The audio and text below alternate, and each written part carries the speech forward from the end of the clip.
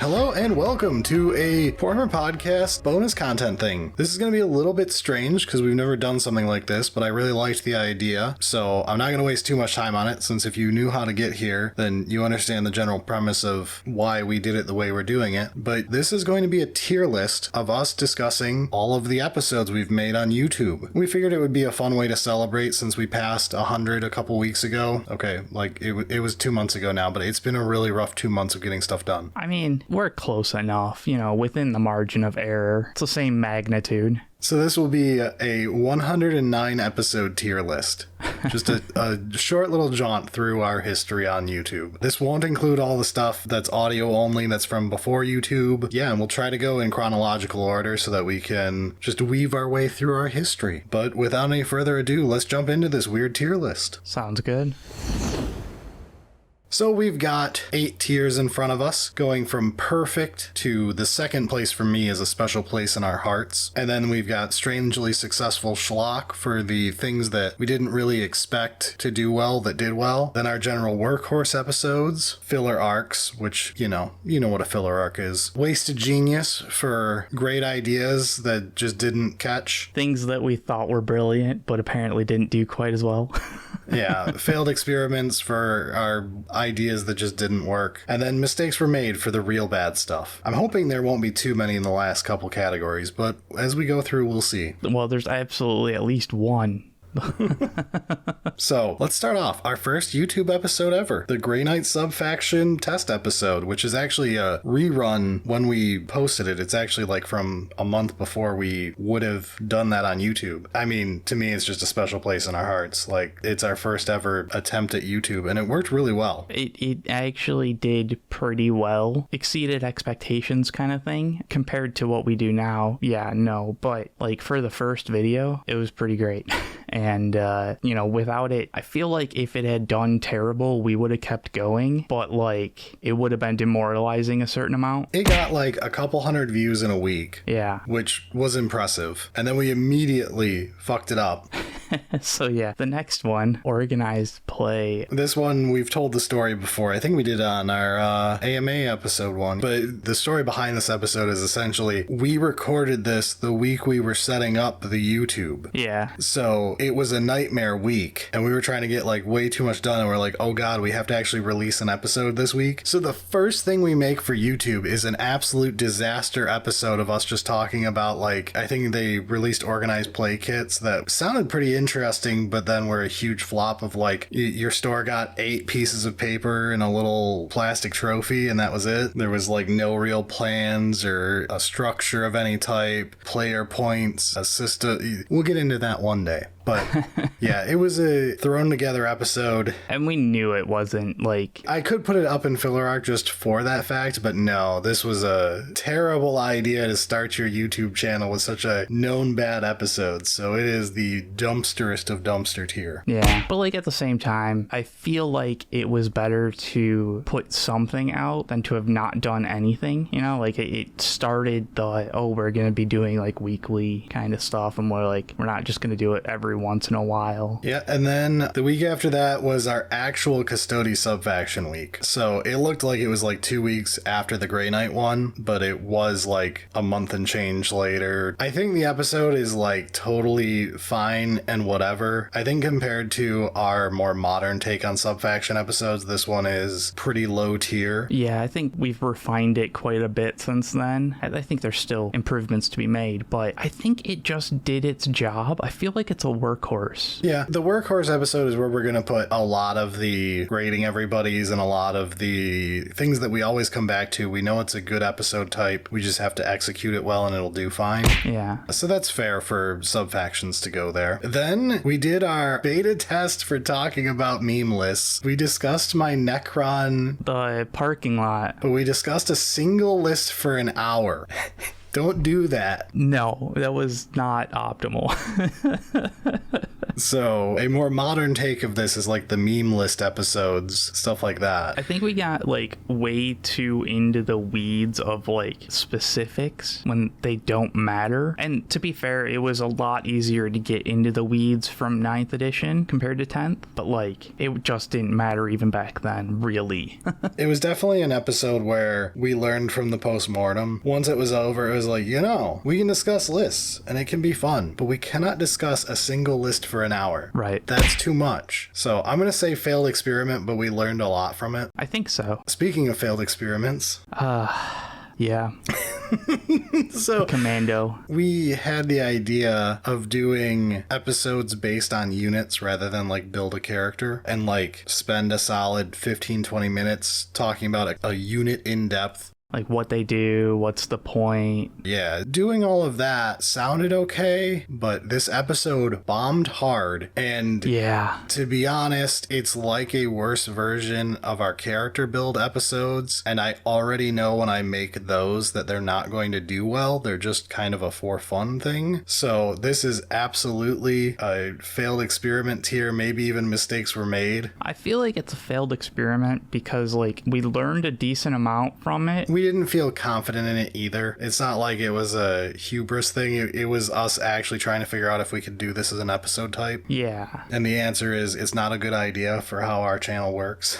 Basically, like there likely is a way to do that, but I think the more correct way, if we were to revisit the concept, we would pick 3 to 5 units in a faction. Yeah. And go in depth on all the knob equivalents or all of the elite Necron units. So we're recording with Berilio right now. He doesn't have a mic right now, but he wants to point out that he wants to do an episode where we review every unit in an army. Which, like, some factions, sure, but others... I think that could work, especially if we go at it from an aesthetic angle as well and not just from a rules standpoint. I think that a large part of, if we come back to this style of episode, is it has to be at more than just one, if it's the whole army or whatever, or if it's just a group. It also has to include like the aesthetic and maybe a little bit of lore and like not just the tabletop model and how it plays. And I think that that's why I put this in a failed experiment of we tried it. This version does not work. Maybe there's something to it that we've definitely learned from it, but maybe there's refinement that we can do in the future to do something similar, but it won't be the same. What was after that one then? Random News Week. That was the Nova, right? Yeah. This was Nova Open, Leagues of Votann, the initial reveal for the leagues. Yeah. This is essentially what we would later do as bonus contents, that where we record them like Saturday morning after the reveals. We'll do like 20 minutes of us talking about it if it was exciting, and then post it just as a bonus content for patrons. It's definitely like mistakes were made tier, total trash episode, something that like we realized the correct way to do this later is to not make it an episode. Either do it as a 2 minutes at the front of an episode if it's like a light thing to be like, topical thing, move on, actual episode topic. Yeah. Or to just cut it entirely, make it a bonus thing, throw it up for the patrons, and no one else is going to care on our opinions on the new fucking model. Like, especially because like it has no longevity. Yeah, you're never going back to this episode. There's no like benefit of posterity to keep it kind of thing, even as like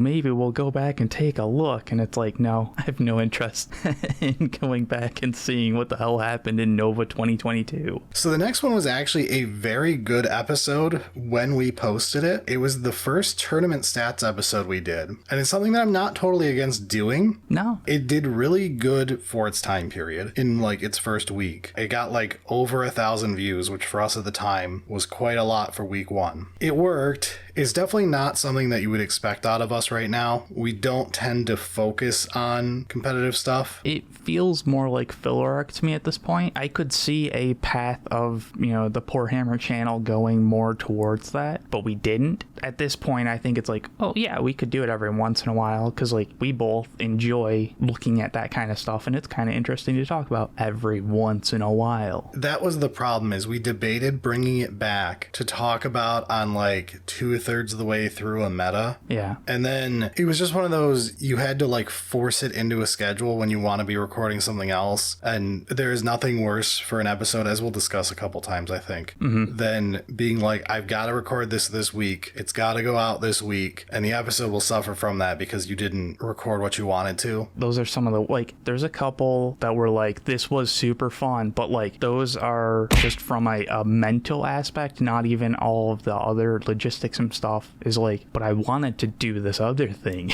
Kind of, right? Like, yeah. Then we've got the Sully Singleton crossover. Yes, the let's just post the same episode on 2 channels. It worked. It did work, actually. The episode did a lot better long term on Poorhammer just because Poorhammer is the more successful channel than Sully Singleton. That said, I don't know, man. it was a whatever. We had to do it. It was exactly us, right? Oh, absolutely. We were never not going to spend a week on it. And I think we did a reasonably good job on it. There's obviously things that we could have done better and whatever, but like on the overall, I was pretty happy with how it turned out. Like, it's not like a workhorse episode, I wouldn't say. It's a big ask to get people to like it. Yeah. I want to just call it wasted genius. I kind of want that as well. It's either that or a special place in our hearts. No, I don't think it has that for me. I don't know if I feel that strongly about it. So, like, if you're also not like, yeah, absolutely, then No. all right, wasted genius. It's an episode that I think we did well, executed well, but it was a topic that no one wanted. You have to be both a Magic player and a Warhammer player to fully enjoy it. Yeah. There's a good crossover, but it's not enough of either audience of ours to matter. So, meh. It's whatever. It kind of was doomed to go where it went, but I will say the next one has a special place in my heart, at least. Ah, yes. The Smash Sorcerer episode, if you look at it today, like if you go through our view counts on all of our videos and start looking at them, it's one of the lowest. Spoilers for all of the character build episodes, they don't do well. They do fine. They will always be like, of your last 10 episodes, they'll always be in like 8th place at best, or maybe 7th if you're lucky. They require you to care about playing the game with a specific faction, or just enjoying the meme, meaning you play the game at a high enough level that you can understand different factions and... Or like you play against a faction enough that it's like, oh, they did something similar like that to me last time. Yeah. And that's just, it's not a broad enough topic. But this is an episode where we recorded it, I posted it and got on a plane. And then I was busy with a work event, and like 4 days later, I had checked YouTube for the first time and it had 3,000 views. And I was like, holy shit, we could like be somebody. We won't just be cursed to be like, you know, a 3-digit view video by the end of week 1. Like there could be real, like we had just done a couple weeks before was the tournament one, and that got over 1,000 views in a week. And then this one got over 3,000. And I was like, oh man, we should actually like pay attention and try to actually make some decent content. And we might be able to pull this off and we might like get somewhat successful. So it has a special place in my heart because it's where I was like, okay, the Poorhammer YouTube is worth the money we're throwing into it. Because, like, we were paying Berilio at the time to make videos that were never going to make a fucking dime. Like, we're not monetized at this point. I feel like the tournament one was where I was like, maybe this could get to breaking even. Yeah. Where, like, eventually we would hit 1,000 subscribers and we could start, you know, trickling in just enough money that we could make an episode every month or whatever. Yeah, and then, like, add on, like, oh, there's going to be some extra people going to our Patreon just from this when they wouldn't have been there from the audio, and it's like we can probably break even. The Smash Sorcerer definitely was like, oh, that makes sense. I specifically remember being in a hotel room and sending Eric messages on Discord, like screenshotting the view count and be like, holy shit, dude, we got like 3,000 views on this video in a week. And I mean, it's also just one of those, like, it was a super fun episode. It is. I love when an episode where we get to talk about something, like, personal to us of, like, a fun project thing does okay. Those will always win for me. That one was, like, 15-minute episode, which is super short for, like, anything we've ever really done. A lot of our earlier episodes, because back in the day, we would record Sully Singleton and Poorhammer in the same week. We were doing double recordings every single week, and, like, like one of them would be the primary, one of them would be the secondary. So it's like if I recorded what you guys see as a final cut of an hour episode, it's probably a 2.5 hour recording. And then we do a 15-minute episode that was still probably a 45-minute recording. It's like this is still a night and a half after coming home from work and getting our show notes together and all that stuff. You're looking at, half of your week on any given week just spent recording stuff or getting ready for recordings. I think that episode was right to have it short, though. Yeah. We probably could have extended it further and it would have been wrong. One thing I've noticed that's very unfortunate with YouTube, we found this out later and Bricky kind of confirmed it for us. If you start making long episodes and you release a 10-minute episode randomly, YouTube will not like that. Even though it's a 10-minute episode and it shouldn't be judged the same way an hour-long episode is, YouTube does not like when you change lane like that. If your long episodes that people watch for half an hour and you release something they cannot watch for half an hour, YouTube gets upset and is like, no one's staying on this episode. What the fuck? We get more money if they stay on for multiple ad breaks. Right. Like, this is garbage. You don't get the same advertisers that we would expect, so you're not getting pushed. Yeah, so short episodes are risky when we post them. It's like something where I know we've got to make sure that the episode before and after it will be received normally, at least,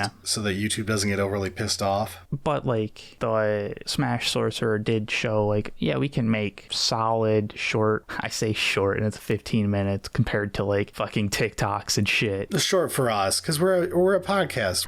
We're long-form content, so short, 15 minutes is short for us. Yeah, but, like, it shows that, like, we can do those reasonably well. It's just, it's not our primary content, so. The one after this was kind of a forced one, like we talked about, where it's like, when it's topical and you have to get it out this week, it's almost never going to be a good one. Oh, right. So this was the Votan nerfing before they even released and us discussing that fact. And because at the time, some people may not be aware of this, there was a lot of argument online about whether or not it's right to nerf an army before they sell it. Like, people were like, well, I'm going to buy a book and the book's going to be out of date. And it's like, that's a problem with fucking buying books, you idiot. Yeah. It's not saying things should be broken because books exist. But there was, I mean, generally everybody was like, yeah, this is the incorrect thing. They were going to be a massive problem. It took like 2 seconds for people to show the math that launch Votan was going to be the most nightmarish thing possible. Given that it was one of those, like, if we're going to do this episode, we have to do it now. It was still a fun and interesting episode. Yeah, it's just, it has zero longevity of like 2 weeks later, this was non-news and no longer mattered. Right. The thing is like, I feel it's kind of a failed experiment to a point, because if we were to do something like that now, we would frame it more on like the idea of nerfing an army before it gets released. Yeah, it is topical, and maybe there'll be a picture of, Votan on the thumbnail or whatever, but like the episode would be about the topic of what that means, not just that specific example. Yeah, abstracting it out. I'm with you, failed experiment then. So next up was a rerun episode. I don't remember why, if it was just like we needed a break week, or if I was going somewhere, but we went in the Wayback Machine. I wanted... This is the funny part. I wanted to have Berilio do a real quick, our painting tier list audio episode, the original, not the one that people on YouTube have seen, which we made the YouTube one as like a redo of it because we had more updated opinions and just in general, whatever. But that episode was lost to time because Cactar edited it originally, not Berilio, and then his hard drive exploded and we lost like the 5 weeks he edited in a row there. So we never got backups of the audio to like re-edit. We just had the final MP3 with no layers. Yeah. That was a bit of a miss. So we couldn't make our avatars glow right or anything like that. So instead of having Berilio do that episode, I was like, what do we have audio for? I'm like, I guess we have this one random episode where I had Jen play 40K for the first time. And I'm like, that was just like a filler, like literal filler. We recorded on like a Friday going, what are we even going to record? I'm like, I'll do an anecdote about how I just had Jen play. And that's why this episode's 15 minutes. It's like, if you listen to it, it is literally just us chit-chatting about the week. Like, I do remember that actually now. Zero planning episode. Yeah, just talking, and then it was like, oh, that's actually kind of fine as an episode. So this episode specifically, though, we had no thought that it would do well, except I forgot how YouTube works. And then a clickbait title with a topic, I made my wife play 40K, would do fantastic. Like, obviously. duh. Yeah. Like it's a nothing topic to me of like literally like my wife played a test game, but I forget how YouTube works and how that all functions. So the episode was our first one ever to hit 10,000 views. It happened like a week and a half, 2 weeks into it, and it was our first ever 10,000 view video, and like it got us up to like, I want to say it was like 500 subscribers. I feel like it was more. It got us than like that. 200 subscribers. Yeah, I feel like it was closing in on 1K. No, because 1K, I know when 1K happened. We're a few weeks from that occurring. So I think this got us over 500 from like the 3 something we were at with like Thousand Suns when we did the Smash Sorcerer. I remember this was another one that we were playing around with thumbnails more. Yes. These early thumbnails, you could definitely tell we were trying to figure out what our thumbnails would look like. And the Smash Sorcerer is actually like a proto thumbnail for what our thumbnails would all look like later. Because Berilio was playing with using the Warhammer logo, and he did it for like the tournament stat episode and stuff. And then just at a certain point, it just became a pattern where he started doing it regularly. And we just had that as our thing. It's actually a while from now before it happens too, like almost a year later. We were very much still like just try random shit and see what happens, and like this was even to the point of like trying to figure out, oh, on a mobile device it like rounds the edges, so we have to make sure that like the text doesn't go too far to the edge and that kind of shit. Yeah, this is where we were learning the rounding stuff, because we used to do the square corners you'll see on the old thumbs, and it screws up when you look at the rounded YouTube thumbnail thing. Yeah, and then like we would have text like in the corner, and it'd be like a bunch of it is getting clipped off in certain viewing styles. I do remember this one being like another iteration, like because it's got like the box framing kind of thing. Yeah, which honestly it looks good. I like it. It's a sharp look. We definitely tried it, like you can see it for like the next month or so, where it got used on and off, even in combo with the logo when we get to the mascot one. But it is a nice thumb idea. I wouldn't hate us trying it again at certain points, but we've kind of like solidified our look for our thumbs, and that's an important thing with YouTube channels is like thumbnail identity, especially since we don't use the fucking orgasm face shit. Well, I mean, that is of its own a style, so like once you do that it style, makes for the easiest brand identity because your face is on every episode. Yeah, but I'm gonna say this episode is a special place in our hearts for like our first 10K viewed episode. And yeah, I think so. I specifically remember the joy I felt between this one and the Thousand Suns one. Like, I want to say, yeah, it was 2 weeks before it. Like, this was a cascading, oh my god, we're figuring this out. We're popping off. Popping off. So the one after this was a really good episode from a like useful standpoint. Oh, I do remember this one now. Okay. This is the unit roles episode. Yeah, this was like the tactical breakdown of what units do in the game kind of thing. Yeah, and I think this episode even aged pretty well. It's explaining the basics of like tactics in a war game and like having units with purpose and like trying to fill out roles in a roster in a well-rounded list, or how you could slant a list. It was a very serious episode, that's for sure. But like, I think it was well received. It wasn't like immediately as popular as I think even the Smash Sorcerer, but it was like pretty close, and it just kept staying. Like it would get decent views for several weeks. Yeah, it was useful for like all of 9th edition. It's probably still pretty much useful for 10th. I haven't gone back to look at it to see like if we go too into the weeds on 9th edition specific stuff. We might have gone into like picking like war gear and stuff like that. This is where I gave my lecture on why you would never pick a Demon Prince without wings, isn't it? Which is a great lesson. And it's why Demon Prince with wings costs more. And has a worse ability now because they realized that one. But I'm going to say this one is just as a solid workhorse episode. I feel like it's probably something like that. It's not perfect. No, it's not perfect. We'll get to a perfect one later. I feel like at the time it was pretty close. If we had been reviewing it like at the time, I would probably be like, yeah, this is where we should kind of aim towards and like keep going to this. But there's definitely some problems with it. I mean, even thumbnail know. We'll get into some of the lessons we learned after this. There are some follow-ups to why we've moved specific directions we moved. So the one after this was Christmas. This was a fun one. It was very fun. I'm pretty sure this was in October. Probably end of October, yeah. Yeah, this was posted October 29th. I'm like, I feel like this was like a Halloween time. We were trying to figure out a topic for the week pretty late into like the week. It was a solely singleton week. And I remember being like, let's do something easy and light. What's everyone want for Christmas? And that sounds like a light topic. And then you have to go through every faction to look at what they want most at that point in time. It was a lot of work to set up the episode. We spent the whole evening just putting notes together and then recorded the next night. This is an episode where I remember this is like the first example I used to the patrons when they were talking about like, you switched the thumbnail like 4 times, showing them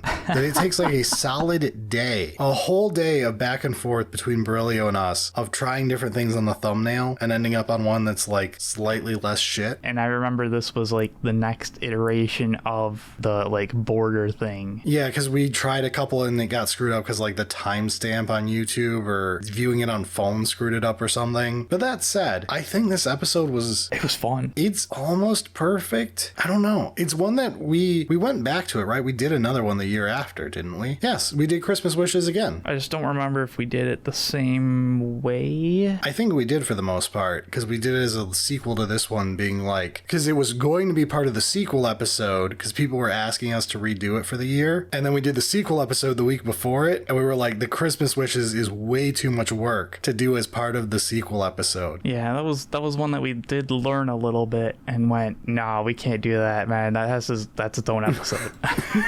But that's one where like I'm totally fine with doing this every year as a like throwaway week. It'll be fun. Everyone likes it. It does change too. Like we were shocked between the first and the second one. A lot of them changed because we were in a different spot in an edition. We were at a different spot for some refreshes had occurred, so people got what they wished for. A couple wishes became monkey paws, but like yeah, it was a solid. I'd love to do this as like a once a year, just throw it out for like a October, November before Christmas thing. Yeah, I could see doing this again in whatever 2 months. So I'm gonna give this one strangely successful schlock because it was one where we didn't expect that it would become what it became. It was supposed to be a throwaway and it just did really well. Yeah, I'm good with strangely successful. I think like looking at it with the knowledge that we have now, it's like, yeah, it makes sense that it does well. It's a fairly broad topic that everybody can kind of get behind and just watch. But at the time, absolutely, like it was just let's do something, and then it was a lot of work and it was still kind of fun. So I like that. So the next one is one of my favorite episodes just because it was a 15-minute build up to a joke. This was such a stupid episode. Such an absolutely stupid idea. It was also amazing at the same time. So Edward Noodle Arms was kind of like the epitome of me being like 9th edition character building is like the funnest thing to me. It makes for a really fun topic. No one watches it. This episode bombed super hard after like 3 straight weeks of really good successes. Like no one fucking watched this. Yeah, no, it was...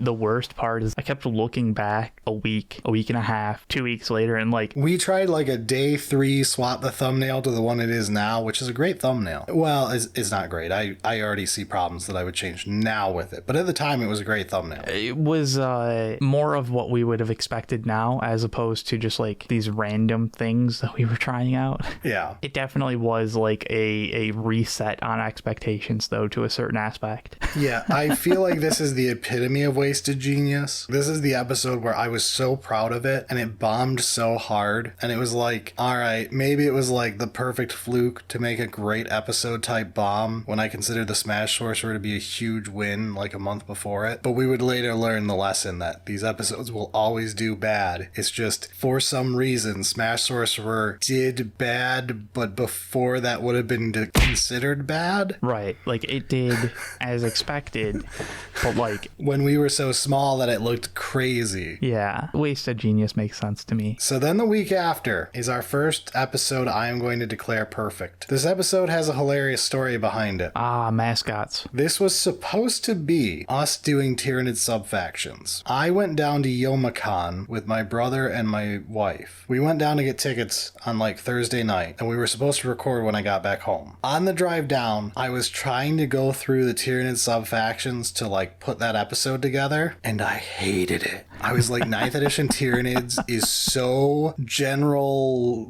like everything is so stupid good and generic and just generically good that there is no flavor to anything. It's all just, this is cracked, this is cracked, this is cracked. You can play anything anywhere and it's all cracked. It was very much one of those, like, how do you talk about it other than just like reading the rules? Yeah, so like on the way down, I was like throwing the episode out. I'm like, okay, fuck this. I need an episode right now. So then we're in line getting the tickets, and my brother and I are brainstorming ideas, and he's like, what if you do like favorite model of each faction? And I'm like, that's too masturbatory. That's something you could do if you were like Bricky sized. Shots fired. Back then I didn't know Bricky, but it still stands. We can't do Bricky's made tier list or whatever it was he posted last week. So I was like, instead, what if I sell it as like every faction's mascot, the reason to play the faction, the sales pitch to a faction, and we make it be a model. And then I texted Eric while we were in line. I think I just sent you a message on Discord of like, here's the episode idea, go through all the factions and pick out your model from each that makes you want to play that faction. And then I did the same, and then I literally got home at like 9 o'clock at night. We got everything together and we recorded until like midnight. Yeah, and you sent that, and I was like, this works. It's just a fun topic. And it was immediately like jumping in and going like, okay, faction by faction, like what do we have options, and like what's the first thing that comes to mind? And then it was like, okay, what should it actually be? It was super fun to think about, and just honestly a great episode. And there is a reason that we made it our first AOS topic. I consider it a perfect newbie episode of like, you don't need to know anything. It is literally a sales pitch. It sells itself as a topic for an episode and for the game. Berilio brings up a point. He really likes episodes like this because anytime we touch every faction, there's an automatic good flow to the episode, which makes editing it a lot easier. There's less room for us to stumble and double back on subjects and have to cut things out or move things around. It causes us to flow better to make it an easier edit for the week. I feel like some of that comes to the fact that it's easier to put together the show notes and like actually create the structure of the episode as we're like putting it together, as opposed to like some of these more open-ended topics that are like, okay, how are we actually like, where do we put this, when do we want to talk about this? It's definitely an easier structure. I will say this is one where we had the first thumbnail and it sucked. It was the 4 greater demons from like the magic card, right? That was the original thumb and it was terrible. And then Friendly in the Discord was like, you gotta make a Gritty joke. And I was like, holy shit, Berilio, get Gritty's face on a bloodthirster. And he threw it on there like in a real quick shitty Photoshop, and I was like, holy fuck, it works. And he's like, hang on, and he like did it for real for the thumbnail that's on there now, and it was instantly like, that's the thumbnail. And by throwing it on there, the thing instantly started doing better, because it did really bad for like the first couple days, and then like we threw it on there, it started doing better, and then like it just quietly amassed being a huge episode after our boom. It is one that was most rewarded after our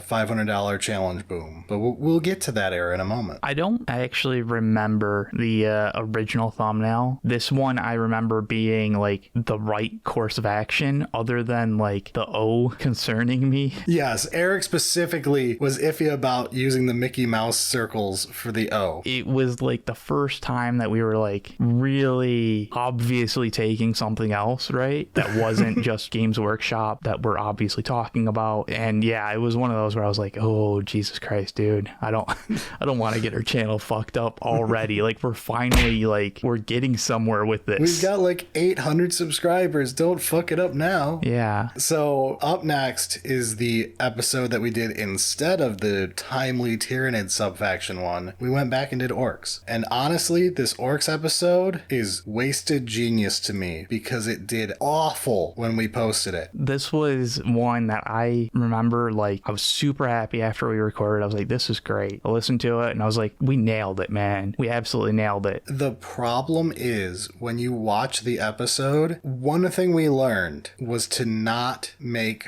our sub-faction episodes like this where they are focused on the rules. Yep. We should have done it from the clan level and ignored the rules in the game, which is how we did the propaganda episodes later for the most part. And like it's fine to bring up the rules. You can generally bring it up in like a 2-second. It's represented like this. In relation to the lore kind of thing. Yeah, it was us learning to make episodes match their target audience of like when people do the sub-faction episodes, they don't actually mean which box am I toggling in my list. They mean sell me on, I'm looking for my favorite paint scheme among the orcs. I'm looking for what special snowflake my space marines are going to be. Yeah, or like even just like a style of, you know, a tilt to the faction itself. Not like the specifics, how do you make that? This is one of the first lessons after we did the Edward Noodle Arms and the Commandos episodes of like, maybe the audience is much more limited when the episode revolves around you understanding the rules of the game well. Like, we still wanted to focus more on it, but like this is the beginning of us realizing like, oh, certain topics should not be focused on game rules. Those episodes can exist, but you have to know when to make it that way. I do have to say that like this one is my most hated thumbnail. I think the orc one? All of them, all of the options that we got for the orc subfaction thumbnail, including the one that's currently there, were garbage. This is the one that I often get told people like the most out of the subfaction thumbnails. It's stylized with the very bright green with just Gaz there and the word orcs. Yeah.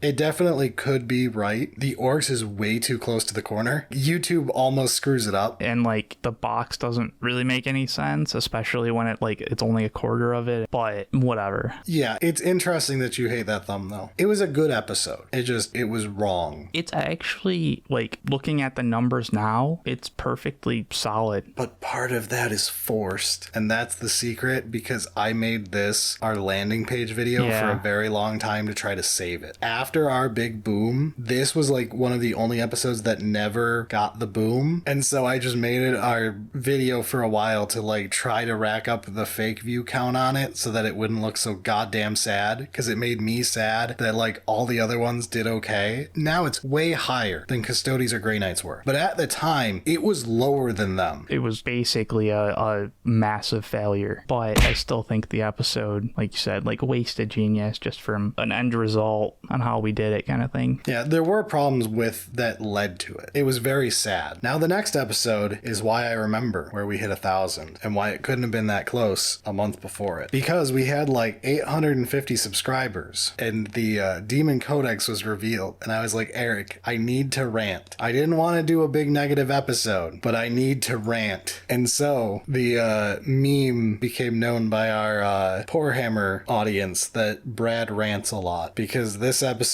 was just me without my leash, just digging into every design problem in this absolute disaster of a codex. I do remember talking about like, yeah, we need to do the episode. Yeah, it is a mess. I'm worried that your overwhelming negativity isn't right for our channel. Yeah. Right? Like as a whole of like, I don't want to just be two guys that yell on the internet. Yes. It is very rare that I want to do an episode that's purely negative. I don't like doing them because it's too easy to become a rage bait channel where like you just try to get everybody mad all the time, and I don't want to be that channel. But this topic, when that codex came out and I sat there and just seethed as I went through it, I had to make this episode. I just remember I posted it on the Warhammer competitive subreddit when we made it, and I was expecting to like get huge arguments in the comments, and the comments were basically, yeah, fuck this thing. I'm like, yeah, oh my god, I was right. Yeah.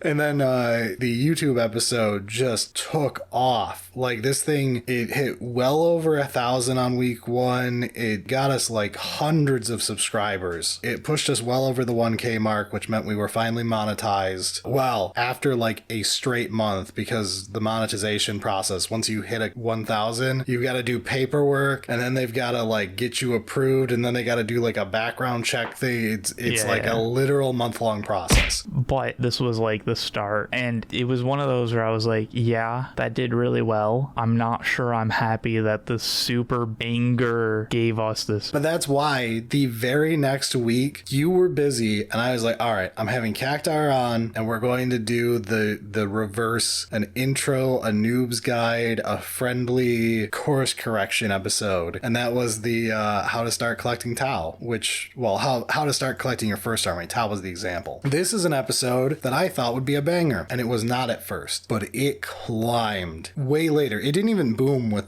some of our stuff that got our big boom period there. It was just 6 months after it got released, it just started climbing and didn't stop, and has like almost 250,000 views now. Because this was released in like early December, because I'm pretty sure I was away with family stuff for like Thanksgiving. I think it was like late January that it was until January it was like 1,000 or 2,000 views. It was not good. Then like January, I'm assuming it was like after the Space Marine one a little bit or something like that, and it just like it jumped, and then just I think it's had like a pretty steady watch count. This was the patron poll episode too, but I planned on doing one with you, but then I was like, no, I want to do this with Cactar this week. We need a guest on anyway for it. You're out for the week, so rather than skipping a week, I'll make the patron episode now, and I'll have Cactar on, and we'll do it. I think the actual episode did a pretty good job. It was a little too specific. I would revisit this topic and try it again. It did its job well. It's basically what we turned into the Noob's Guide to Collecting Blank. Yes. Like, I would say this is the Tau one. This one was framed as trying to be generalist with Tau as an example. I feel like I could have made it more generalist without needing the Tau example. Yeah, basically two separate topics existing and trying to be like smashed together, but like it's been framed as one, but it was more the Tau as opposed to the general. I think it was still like for Noob's Guide to Collecting Tau. I think it was great, but maybe not quite the generalized that it was marketed as.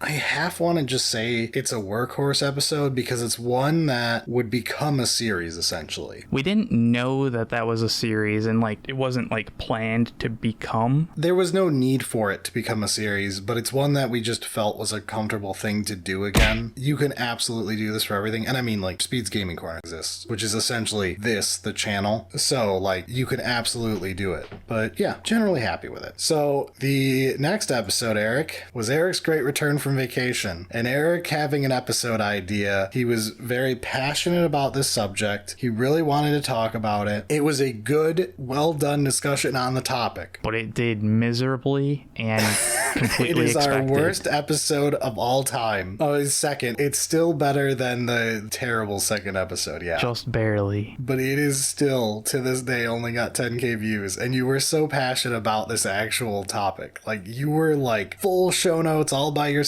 I just had to show up. It was great. I got to be you for a week. Yeah. But god damn, this episode got slaughtered. So this is Tides of the Warp. This was Eric talking about the Grey Knight mechanic from 9th edition. This is really where it fully settled in that faction specific and like rule specific are a much worse topic to try to make successful. Yeah. Especially if it's not like, hey, the new codex is out. Like, if it's a codex launch, you can do a codex episode. Yeah, there's a certain amount of interest and hype around it that'll be like, okay. If you're a year and a half into a faction's codex and you're like, let's deep dive this faction mechanically, no one's gonna give a shit. There's gonna be like 10 people who play that faction who are like, fuck yeah, let's talk about this for half an hour. And that's how many people watched it. Yeah, and like 6 of those don't actually watch YouTube content. So, yeah. So, yeah, I'd say this is straight up mistakes were made. I think so. This was, without a doubt, one of our biggest flops. At the time, really should have known, and like kind of did know, but just didn't want to accept it. We were in denial still about these types of topics, and like being like, yeah, we can definitely still do them though. No, we could not. Yeah, it was like maybe we just didn't do it well enough, right? Like that's the problem, right? It's we didn't execute, and it's like, well, maybe there is some of that, but fundamentally there's other problems. And then our last official episode for the season before our break, that wasn't a break that we'll get to in a second, was the gifts for Warhammer players. We fucked this up by like a week. It got a shitload of views the year after. It was clearly an episode we should have done like end of November. Yeah. And we did it December 16th, we launched it. We're real smart. This episode did not do good in its opening year, but did fantastic the next year when it was... I'm going to say this is straight up. It was mistakes were made. The episode's great. Like, the episode, it ended up doing well. It actually got saved by the YouTube algorithm a year later. But this was clearly us fucking up. If it had never been saved, I would understand it. And I would be like, yeah, we're dumbasses. I can't believe we released this when we did. Yeah, this was fucking stupid to do. Good episode, though. It has some good advice. It was basically the, like, other than just more plastic, what can you buy someone? And we gave a bunch of options for things. I'd have to go back and, like, look at everything that's in the list to see if I agree with it all still. I think we did a solid job. We were just very dumb. It's just the whole timing was about as bad as it could be. Okay, so it's time for one of our most notorious episodes. Yeah. This is where we learned a valuable lesson. For those who don't know, the Space Marine 1 hour Space Marine propaganda, the best fucking tagline I've ever made for YouTube, that episode bombed in its first week. It was awful. I don't remember it being that bad, but it was not what you would expect from what you currently see its view counts being.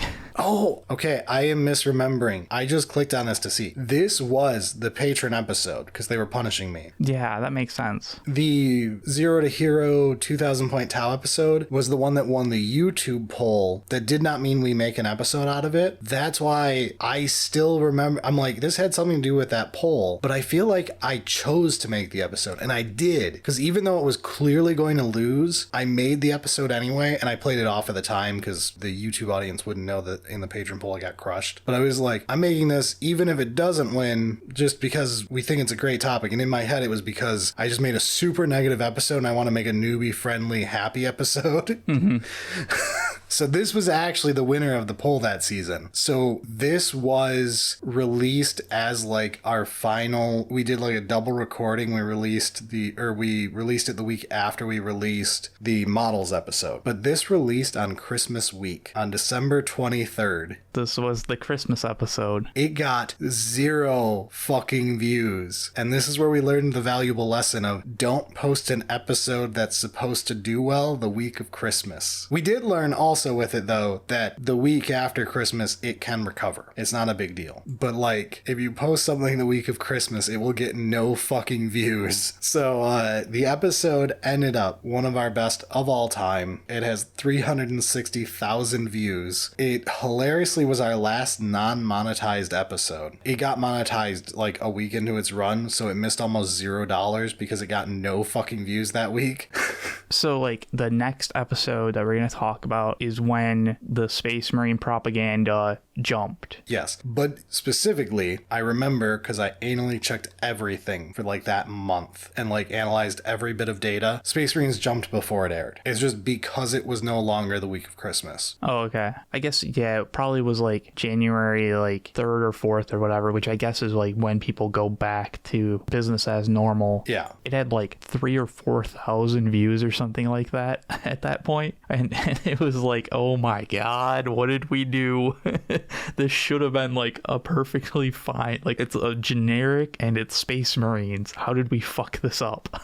I will say the Space Marine episode is perfect though. It is where we figured out the correct place to be on a sub-faction-y episode, right? Yeah. Stick to the lore, make it entertaining first and foremost. The rest will fall into place. Don't worry if you don't fucking read out every rule that everyone has. It's more important that it be entertaining. And it's one that I immediately fucked up when we get to Necron morons a minute afterwards. But we didn't fully understand. We hadn't figured it out, but it gave us the data that would make us figure it out. Right. This is where we could see the glimpse of, oh, these episodes could actually work. So next week was the week after New Year's. So we were supposed to be in our off season. We were supposed to have like a 3-week break. But I had the moment I talked about at the beginning of the $500 episode of my rage while I was coming up with a random topic for an episode and realizing how bad it went, and that devolved into making the $500 episode. Yeah. It was honestly just me going, holy shit, this shit is too expensive.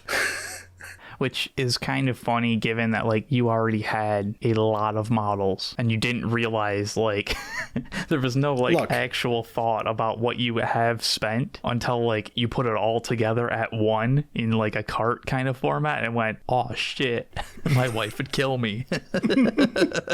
But yeah, so the $500 episode, our perfect episode, the one that is the reason many people are here, it has 620,000 views now. It didn't do good in its first 2 days. It took off, I think, we posted it January 6th on YouTube, and I believe it was the 9th to the 10th. It was like that day was when it suddenly shot up. We tenfolded our subscriber count. Everything went crazy, and like from the day that shot up to the end of the following month, our data was useless. Everything got 1 billion views. Everything suddenly got to much closer to what it looks like today than what it was when it launched. It's a very noticeable spike on nearly every episode. Yeah, it was nuts. This was the one where I hated the thumbnail that's on YouTube. That is the best thumbnail.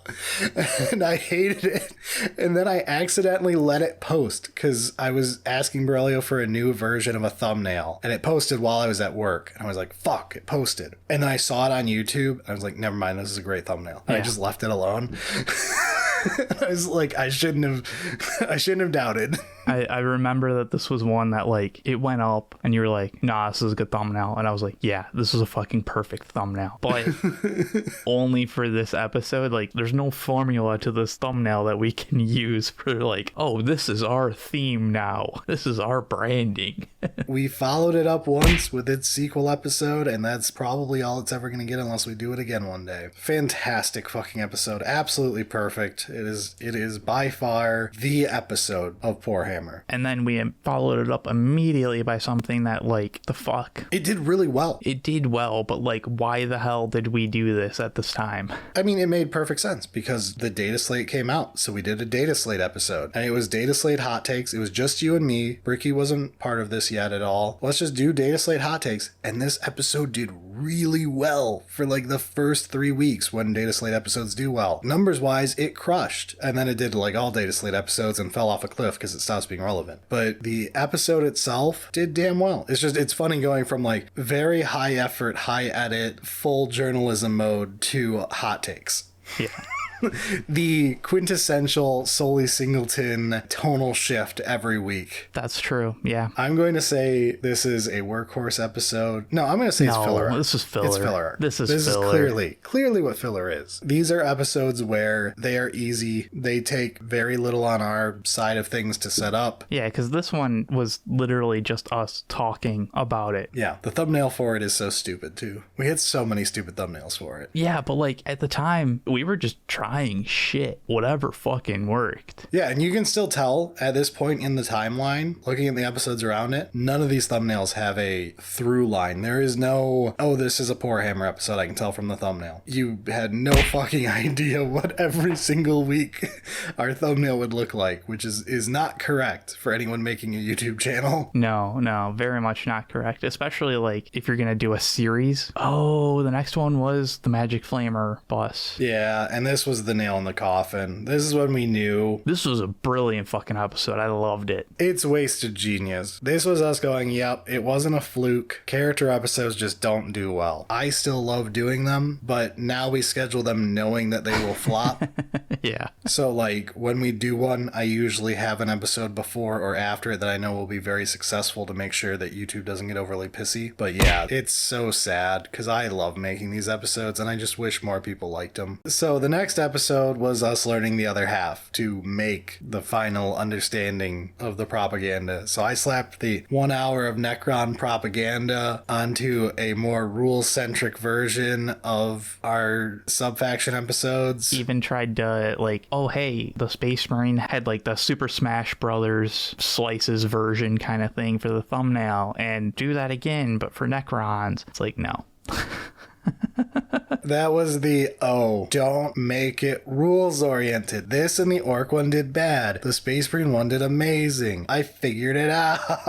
It ended up doing okay in the end. Like, this didn't need as much help as Orcs did. I still think, had we done Orcs with the, like, 1 hour of Orc propaganda and sliced up into, like, the nice slices the others got, it could have probably recovered naturally, but I was more done with it. I'm gonna say this one is workhorse episode because it is well, no, I feel like okay, it's failed experiment. It's failed experiment. It is the episode eventually, but this is not the format that we do it. Yeah, you're right. So the one after that is picking your second army. One of the most memed episodes. Every second comment that has ever been posted for this episode is, what about helping picking my 14th army? But this episode, it was a solid episode, and we talk about a lot of good topics like, hey, maybe you don't want this army. Maybe you want a painting project and you should just buy one model to paint it because you like that model. Like the little things like that. I think we did a good job of understanding that we shouldn't just talk about like the mechanics of the actual game. I think this is just a damn good episode the whole way through. I think it's a workhorse. I feel like it probably is. It's kind of the quintessential Poorhammer episode as far as like the backbone of Poorhammer episodes. Yeah. The next one. The next one is a perfect episode. I think so. Well, it's a special place in my heart. It's not perfect because we hadn't quite learned how to make these episodes yet. This is the first ranking every faction's blank, or grading them rather. This is my favorite series that we make regularly. It was kind of just a random like, hey, everyone's got these dreadnoughts rules wise. Like I know a Carnifex is a dreadnought, like just rules wise in the game. We should see if everybody's got one and figure out if they're all very dreadnoughty. And it just worked. Like everything fell into place immediately and we understood how to actually like make the episode. And a lot of the comments that are negative on it are, I wanted this to be about more than just how it is datasheet wise, which is very correct, which is why we learned the right balance between making sure we're looking at datasheets and making sure that things are matching rules wise with looks, but also having a good aesthetics component to it. Yeah, a certain amount of like, does it feel right? Where like in this episode we had Call be it for AdMech instead of the bots, because rules wise Call is closer than the bots to a dreadnought, which more says that the robot should have been a pick and gotten a worse grade. Right, and that's what we likely would have done now. But it's got a special place in my heart because it unlocked one of our favorite series to go back to for just a fun episode. They are always fun to make. It feels like it could also be the Strangely Successful, just because like I had no expectations for this to be, it would have been fine, but I didn't expect it to be like, oh yeah, this did really well and we're like, this is going to be something that we continue to do, and until like we did it and it was like, yeah, no, this works. So the one after this has a fun story attached. Oh, that's why I don't remember. It was a lore episode.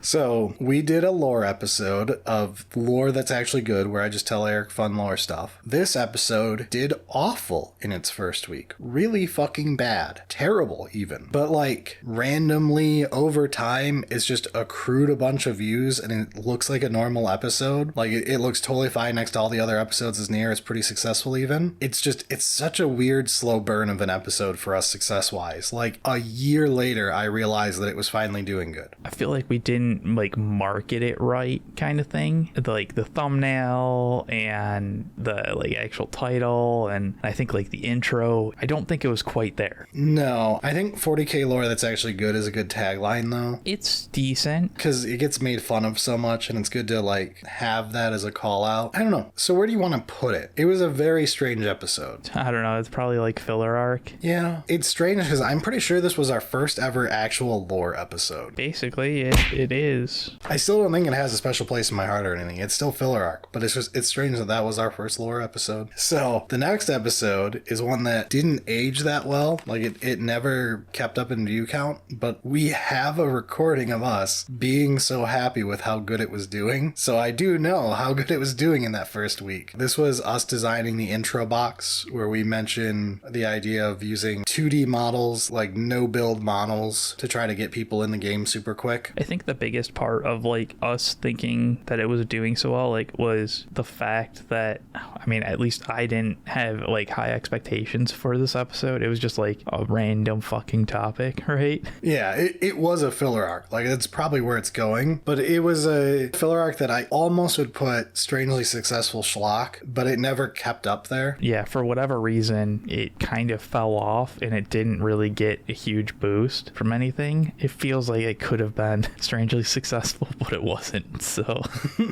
It really was at first. We were like stoked about the first week of it, and like it had a bunch of really good comments. It had a shitload of comments. I think, yeah, that helped a lot. But yeah, it was a filler arc through and through. And then we've got Wasted Genius with our fishing episode. Even if this episode didn't do well, which like it didn't, we got some of the greatest merch out of it. So you're right. Actually, you know what? Special place in our hearts, because this is like fishing for sixes is always a thing, but this is us covering the idea of fishing for sixes. And like no one fucking watched this episode, but it is our tie-in to that topic that led to our absolute favorite merch we have. Yeah, I mean, it didn't do well, and we didn't really have expectations at this point for it doing well. Like, we've kind of seen that those don't, but it was just like really fun, and I don't know, it stayed relevant because it gave us some awesome merch. And next we have 1 hour of traitorous propaganda, which I consider even more perfect than the Space Marine one. This was us figuring it out, proving it worked, getting it all right, having a perfect thumbnail. This was basically just the Space Marine, but done a little bit better because we learned a few things from the original one, and we also learned a bunch from the Necron one.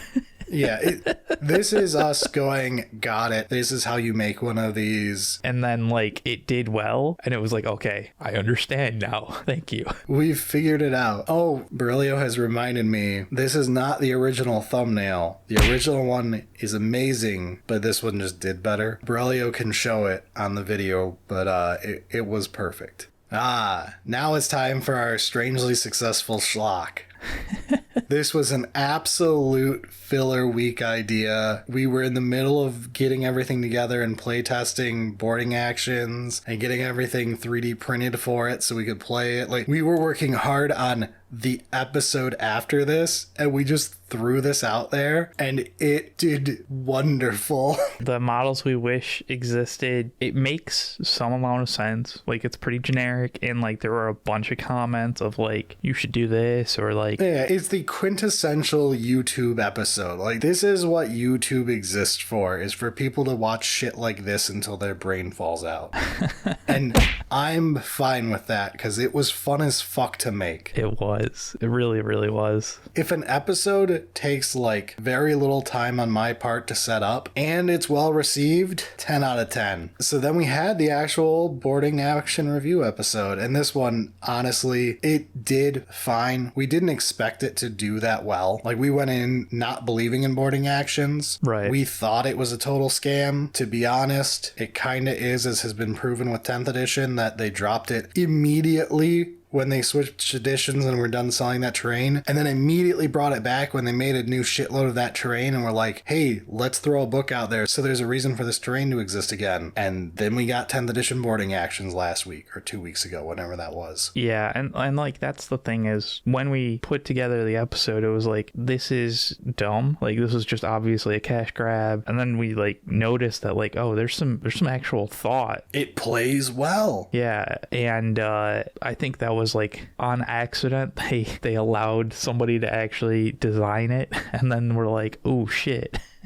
So now in 10th, they're like, oh, we can do that again. I think it's just a generic workhorse episode. It definitely is the type of like infrequent review, like the thing where we definitely will do, hey, let's review the new game mode they just launched. Hey, let's, try this. The general 40K, you had to make a Space Marine video because Space Marine came out. Yeah, it's not like part of a series or anything, but it's the kind of episode that fits our channel essentially. So makes sense. And then the week after it, when we called everything, we called so very much. Yeah. And we got a lot of shit in the comments over it. It's a filler episode for sure. This was just us reacting to the live stream reveal of 10th edition. Boy, oh boy, did I nail so many of my concerns. I didn't want to. I really wanted to be wrong, but basically everything was right. Basically. Yeah.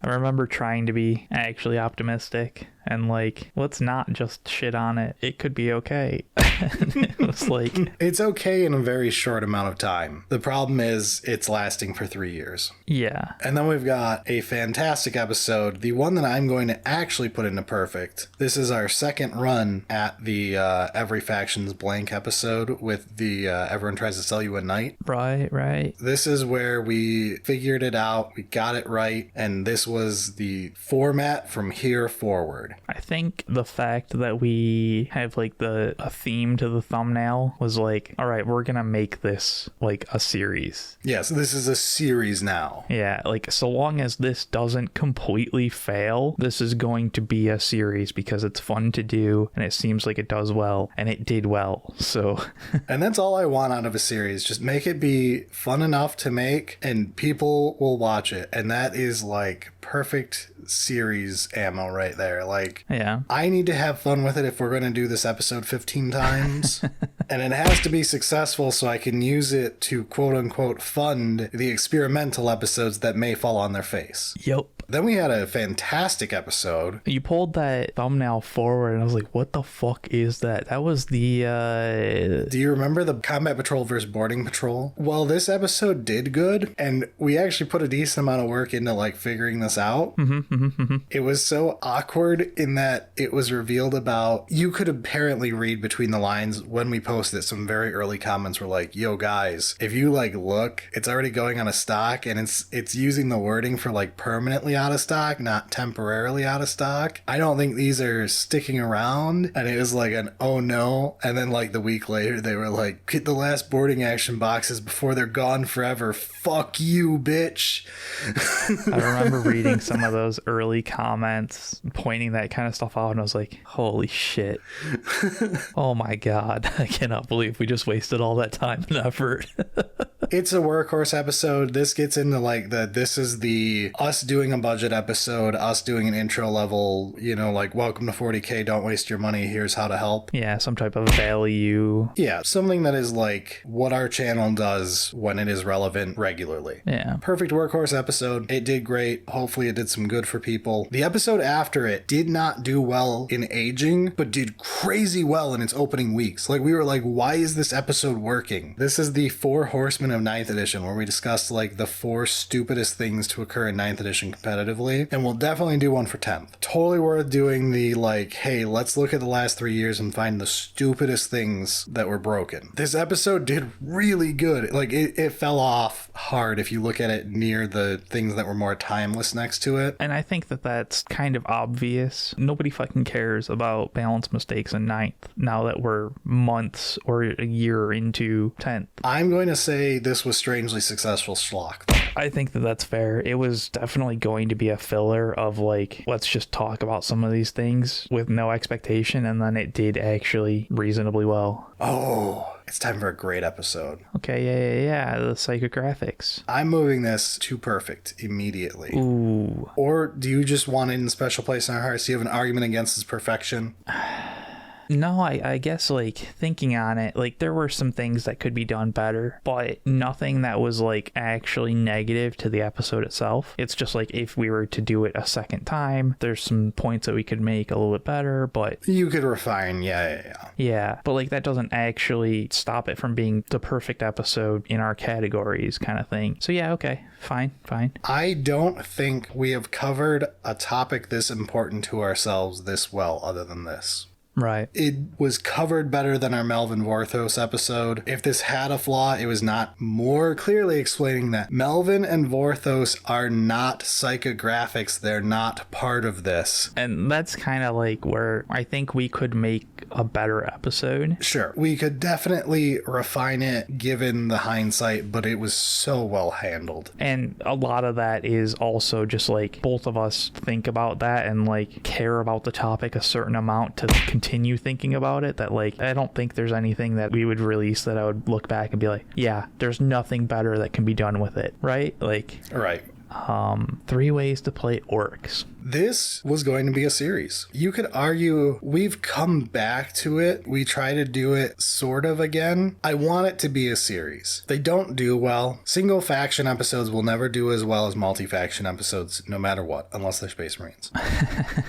Caveat. That's the rule. True. Yeah, you're not wrong. This is a more correct way to do what we did with the Necron episode where we spent an hour talking about a single list. Yeah. I think the meme episode kind of does this much more entertaining, but like it does okay at doing this one's job. I would do this as a series if I felt, this sounds awful, if I felt more positive about 10th edition. I see what you're saying of like how to actually like frame the styles of play and to make more than just like, oh, there's literally only 3 ways to play this faction. Yeah, there's a lot less self-expression in 10th edition than there was 9th, which is part of what killed this for me, because it wasn't as fun when I tried to make it for 10th. And I think that that's why it's like we have to make it more of a meme kind of right, that's a more 10th edition style version of this. If 10th edition had more fleshed out mechanics and factions in general, then I think this would have been a staple of our 10th edition run so far. It's unfortunate that like this would be my fallback with how hard it is to make character episodes in 10th. Yeah. But I have no love for making this in 10th.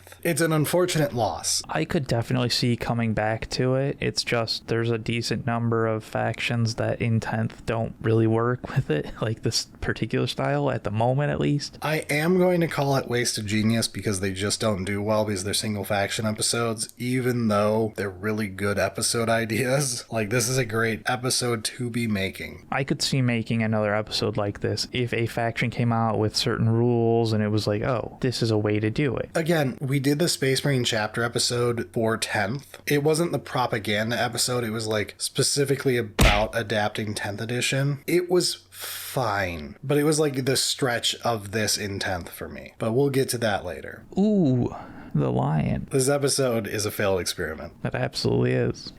It was not done well. It was not received well. The book is acceptably good, well above the line for Warhammer. It wasn't terrible to record. It was fun to record it. It was just I knew as soon as we were done recording it that the episode was going to flop. Yeah. And I knew that I was ill-equipped to make a book episode like this. And we had book club coming up, and that was where we like started figuring things out for book club, which would also bomb even worse, but that's a topic for a moment. Yeah, we'll get there in a couple. A classic intro episode up next, something I consider a workhorse. Avoiding the traps when getting into 40k. This is, again, just like the last one that we had in Workhorse with the boxes episode. It's a value newbie guide type thing. It's the classic Workhorse episode for us. I love episodes like this. The only thing that's problematic-ish with this episode is it's 26 minutes. Yeah, which is on the short end, but it worked. Yeah, like it works for the episode. If we extended it, it would have been like, oh, we're extending it just to extend it to a certain point. Yeah. But that is one of those, like, that topic was 26 minutes worth of content when YouTube's expecting an hour-long video. So it did work. It did great. I think part of it is if you know the topic deserves to be shorter and will be a banger, you can do it. Yeah. If you know that the algorithm is not going to care because because it's going to get so many clicks, it's fine. It'll ignore it. If it keeps on getting ad revenue from everybody clicking on it, it won't care that they watched it for a shorter time frame in that case. Yeah. Oh, ranking. So this is our goodbye to 9th edition where we ranked all the codices. I liked this episode. This is when we sold out, fucking started doing ranking episodes. This was our first tier list. Oh my god. All right, this has a special place in my heart now. I didn't have it before, but now I do. Our first tier list. Technically, our first tier list was audio only, but that's a different topic. Oh, right. We'll get there. We're not there yet. But this was our first YouTube tier list. It didn't do overly crazy well, which I'm kind of glad about because it would have made me throw up. Like, it did pretty well, but it wasn't one of those where it was like, oh my god, this got 200,000 views in like 4 days. We're doing tier lists from now on. I would have been so pissed. So yeah, it is our first tier list, so special place for that. But ooh, a Drukari. Yeah, so this one, the episode type that does poorly, that we haven't done a second version of yet, and yet I constantly get requests to do it again. It's very interesting. I will be doing more of these. We would have already done the second one months ago if it hadn't been for my blurry recording and getting angry that I wasted my entire Saturday after a long work week. We have new equipment for reasons, so hopefully you will see another one of these episodes soon, in air quotes. I do know that they're a favorite of like people who are big fans of seeing how our playgroup does things and seeing our projects. I also know that it will never be overly successful because it's hard to frame it. Like, it's a single faction episode at the end of the day. And it's a self-brag type episode, so you've got to like frame it just right so that it's not a completely masturbatory, no one wants to watch this thing. I think we did well with the Drukari one. We'll do more, and it'll definitely be refined further in the next ones that we do. I think it's wasted genius. Ugh. Okay, would you rather go with failed experiment? I don't think it failed though. I think it's just filler. It's not filler. Filler is for things that are not work. Yeah, but like... No, this required entirely too much work. From a viewing experience, though, it feels like a filler, because it's just like, tell me a story that is just for you. Yeah, no, but that's not the case, because it is not an easy, we just threw it out there thing. This was a lot of work. I'm going with wasted genius for that. If it hadn't cost an entire day of my life just to fucking get footage, and then be a pain in the ass because Berilio has to ask me what every model is the entire time he edits. Yeah. Even though I had properly labeled all of them. Oh, you see this guy? See this guy? Number one bullshit guy. He do the wee woo. All right, book club. Oh, this was a bad double whammy. This was a very depressing couple weeks for us. We went from, the first tier list episode did fine, whatever. We went from the Drukari episode not doing well. It was a really bad week for that. We're like, book club, Infinite and Divine. Everybody loves this book. It was our patron decided episode to do a book club for it. We've been hammering on people for like 2 months to do this. This'll be the savior. This'll brighten our moods after last week and we can put it behind us. And it bombed so fucking bad. Did worse than the fucking lion. It was awful. It was our worst views in forever. It still only has 48k views. If it got that in a week, I'd be like, I wish it had done better, but okay, that was a fine episode. It's gotten that in a year. It's one of those, like, we're gonna continue to do book club because, like, I'll eventually read some books and we'll want to talk about them and all that stuff. It was absolutely a failed experiment though, and it was absolutely us learning that you can't just be like, hey, go read this random 10-year-old book and the episode will do well. Yeah, this very much is a if you constantly are wondering why we don't do more book review type book clubs or talking about books, this right here, that's why. And then the week after that, we went with one of our highest effort episodes ever. One that I spent no less than 20 hours on just working on the script for. And it led to a 20-minute episode that did not do well, in addition to the last 2 weeks not doing well. And it was very, very, very disheartening. This is Every Army in 20 Minutes. If you look at it now, you're like, what are you smoking, Brad? This is one of your top episodes ever. If you look at its chart over time, it has the fucking weirdest curve you've ever seen. It does the normal logarithmic fall off over like the first week, and then it just kind of dies for like a month and a half. Yeah. And then it just spikes into orbit and it just goes. It did all right in its like first week or whatever. It's just, it was compared to like, you know, the last 3 or 4 episodes or whatever at the time. It was like, yeah, this did fine, but 2 of those were not good. Yeah. We tried like 17 thumbnails. Like the one Berilio has that I am using in this tier list right now is not the final one. This was like 16 ago. So this episode, I'm going to say that it's a workhorse episode. It's your high effort episode that is like a staple of something you do occasionally. I would almost have put it in failed experiment when it launched. I am very glad that it is not there because it was so much work and it was so disheartening when it launched. And it was like the 3rd week in a row of a bad episode. And then to top it off, the week after, we did a total filler arc episode of our hot takes for 10th edition where we did the indexes. Now, granted, it was a shitload of work because it was like a 5-hour recording. Yeah, dude, it reminded me of the old Sully Singleton hot takes at a certain point. I was like, oh shit, I guess buckle up, we're not done yet. Yeah. But this episode did crazy good early and just kept doing well. Like it still gets views. And it's funny because I am prescient throughout it. Like so many things that we warn about or go like, hey, at least this part of it looks good are things that like, hey, this had to get nerfed later. Hey, this had to yeah, get buffed later. Hey, this is the worst index out of all of them and they made an oopsie index to replace it. There are so many good things in that hot takes that ended up being true. It is total filler though.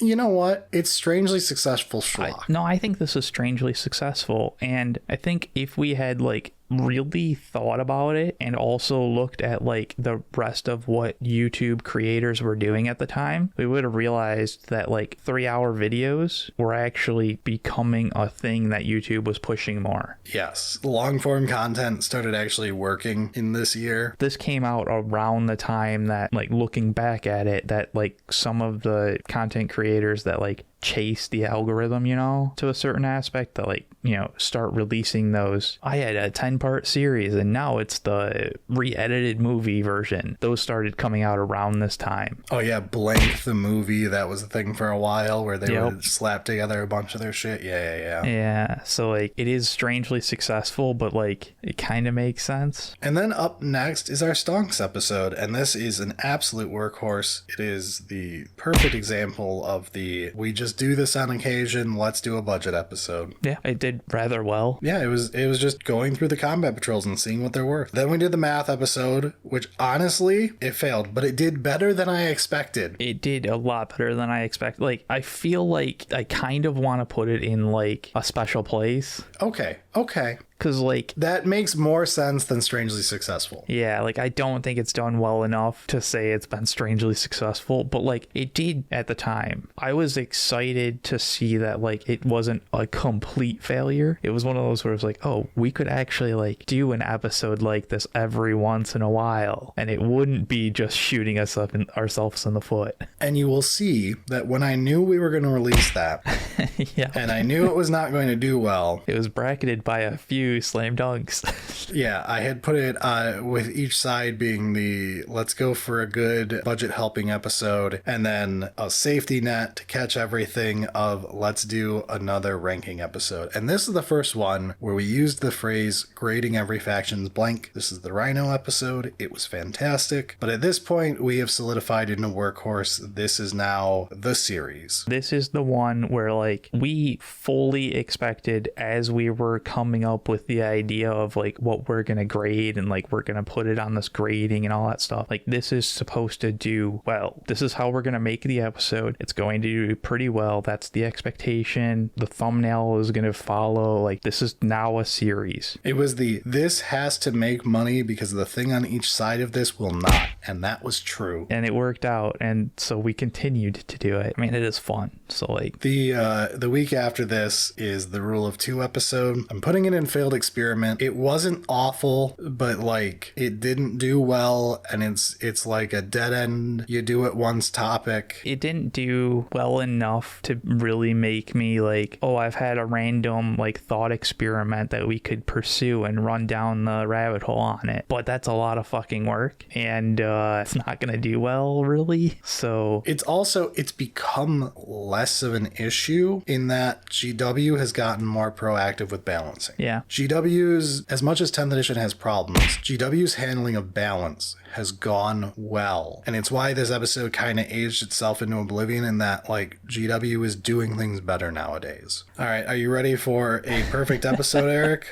Yeah. The redo of every faction's painting tier list. We did an audio version of this before we had the YouTube. It was lost to time, so we couldn't lazily slap it in there. And to be honest, we had patrons who were like, some of these just feel wrong. One of the specific ones was one of our local play group heard the episode and was like, are you high? Have you ever painted a Death Guard? They are not easy. Like, that's something that people tell new players, because they were like the intro army of 8th. They fucking suck to paint. And he was right, because then he made me paint a Death Guard. I think it was absolutely the correct decision to re-record it. We kind of were like forced to do it, but like I'm glad we were forced to do it. Yes, it is our highest episode ever, even beating out the $500 episode now. Has over 750,000 views. Damn. Yeah, it is a perfect episode. It is a tier list, but tier lists are sometimes correct. And it's nice because like this got pretty unanimously good comments because we redid it all. It's always nice when you don't read a bunch of people being angry at you. Yeah, I mean, I think honestly our audience is pretty nice generally. There's not too much hatred being thrown our way, but yeah, it is nice for things like that, especially when we're gonna be doing like a Q&A immediately after it. Yeah, so the next week was us hitting our 40,000 subscribers, so we did the Q&A episode. Special place in our hearts for where this goes. This episode was very fun to do. We had Berilio record with us. I just liked it. I will re-listen to this episode. I do not like re-listening to our episodes. I tend to cringe a lot listening to myself. Every once in a while we make something where I'm like, that was just a really fun recording, and I have fun listening to the hangout again, basically. I was kind of shocked on how well it did. It is a special place, but like it could also be in the strangely successful, because like no expectation that like anybody gives a shit really, like, right? So the fact that like people actually just randomly watched it. What the hell was next? Up next was the missing factions of 40k, where we got to talk about Skaven and Exodite. This was a fun episode. It was total filler. Oh yeah, absolutely. I'm not gonna pretend it wasn't a filler episode. We rush recorded it because we did the Q&A, we rush recorded this, and when the Q&A posted, I was on my way to Gen Con to suffer, not knowing that I was going there to suffer. So this didn't come out until I was coming home from Gen Con the next week. But yeah, so this was absolutely a filler, quick and easy recording, but it was very fun. People liked it. I'm very happy with it. Yeah. The next episode, I'm going to just say was a failed experiment. And you know what? It's just mistakes were made. It's just a fucking mistake. The only reason we did it was because like the schedule at the time was so hectic. Yeah, I had just gotten back from Gen Con and I was like, I got footage of me reviewing one of the Owlcat guys for Rogue Trader, and I played Kill Team, and I did things for 40k stuff and just general Warhammer. So like, we'll make an episode out of it. We'll try to see if it works. That was fine, but like this is bonus content, and we tried to make it an actual episode because we didn't have enough time, and we're like, maybe it'll work. Yeah, it was not a good idea. No. And Gen Con sucks. Hey, the app episode. I'm going to say this is just a workhorse. I think so. It's not special to me or anything. It's not perfect. It is the type of, generic assistance episode where we tried to get people to stop using Battlescribe. And honestly, I was trying to be impartial in it and like go through the options, figure out what I liked and didn't like. But nowadays, use New Recruit. It's much better than everything else. Use New Recruit. It's so much better. Oh my God. I'm really happy that we did the episode because it like forced a certain amount of like research into what the options are. Yep. And like I actually gave like, okay, new recruits a thing. I actually start creating some lists, and it's now like, that's just what I use. And New Recruit has done several things like make an app for app stores, even though they made their website very early on. Like the week we posted this was them finalizing the ability to make like an offline website version. Yeah. So that aged immediately. But now they even have it just on the App Store as an app. So you can just download the app to your phone. New Recruit, 100% the right choice. Just for anyone out there who wants an update on that topic. I wasn't sure how well this one would do. It's more of like a numbers episode or like a rule sheet episode kind of thing. Yes. But I think it was useful enough, especially at the time. So, ooh, the paints. Yeah, this was a filler episode. It was a good episode, but it was a filler episode. This was just, we wanted to cover something hobby related. We didn't have a ton of time that week. So we were like, desert island paints was the idea. And then it became like, all right, I need a number that I can narrow down to. So we went with like, all right, let's do 50 paints. And then we asterisked it immediately. But you know, I mean, that's how these work, right? That's why when you go like to your basement of your paint collection, you have shelves of paints, is because it's like, these are the ones I like, but like also this one and this one and this other one. And it's like, oh fuck, man.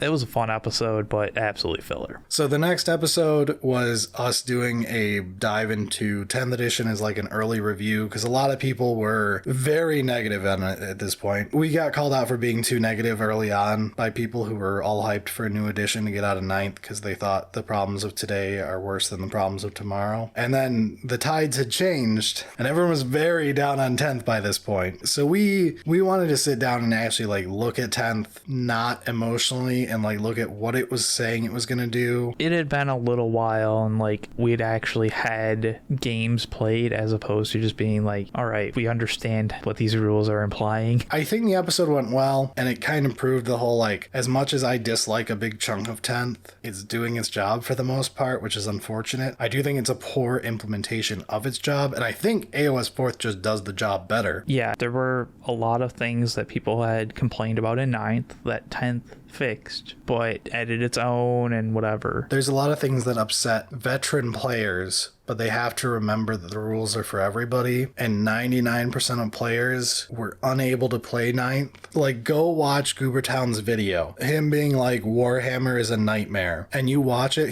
he's playing 9th in it. It came out in 10th because he shelved the episode because it made him feel bad or whatever. Yeah. So he talks about it on the episode, which is totally fair. We've scrapped episodes because I have no love for them. But like, 9th had issues if you were casual. A lot of them that would keep you from spending money. So as far as Games Workshop is concerned, 10th was a big step forward for them. So as much as I don't like a lot of things in 10th, I do still think I stand by it achieved a lot of its goals. I think it is probably, is it just a workhorse episode? Yeah, I think it is. It's the type of like checkup type review. Because it was not really just filler. No, this had work behind it. Yeah, and we even had your wife on as a guest. Like, yeah, filler is the next episode. It was a balanced data slate. So yeah, workhorse for that. Data slate next week. Filler. Data slate episodes. They're fun. They're fun to make. This was the last one before our Bricky era. Still did great for its first week. And then never to be seen again.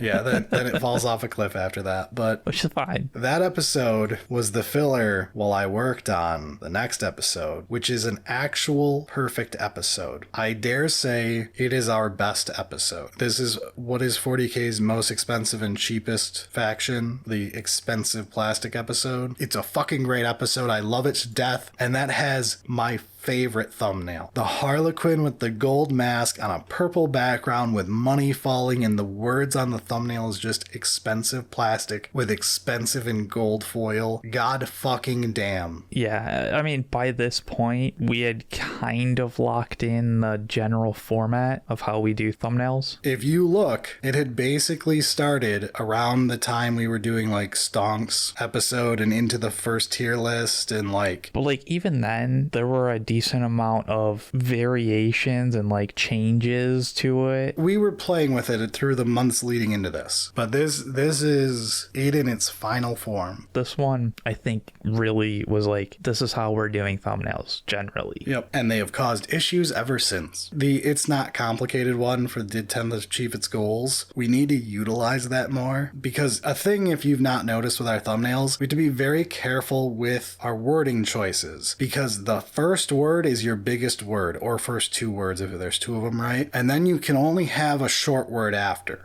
Maybe a mid-sized word. And the first word has to be the important one because of that. So like, yeah, finding the right words for our thumbs, some of your favorite ways to word the thumbnail won't work because of how we've set up these thumbnails. It's hilarious when he sends us an example thumbnail and it's like, I can't read that second word. What the fuck?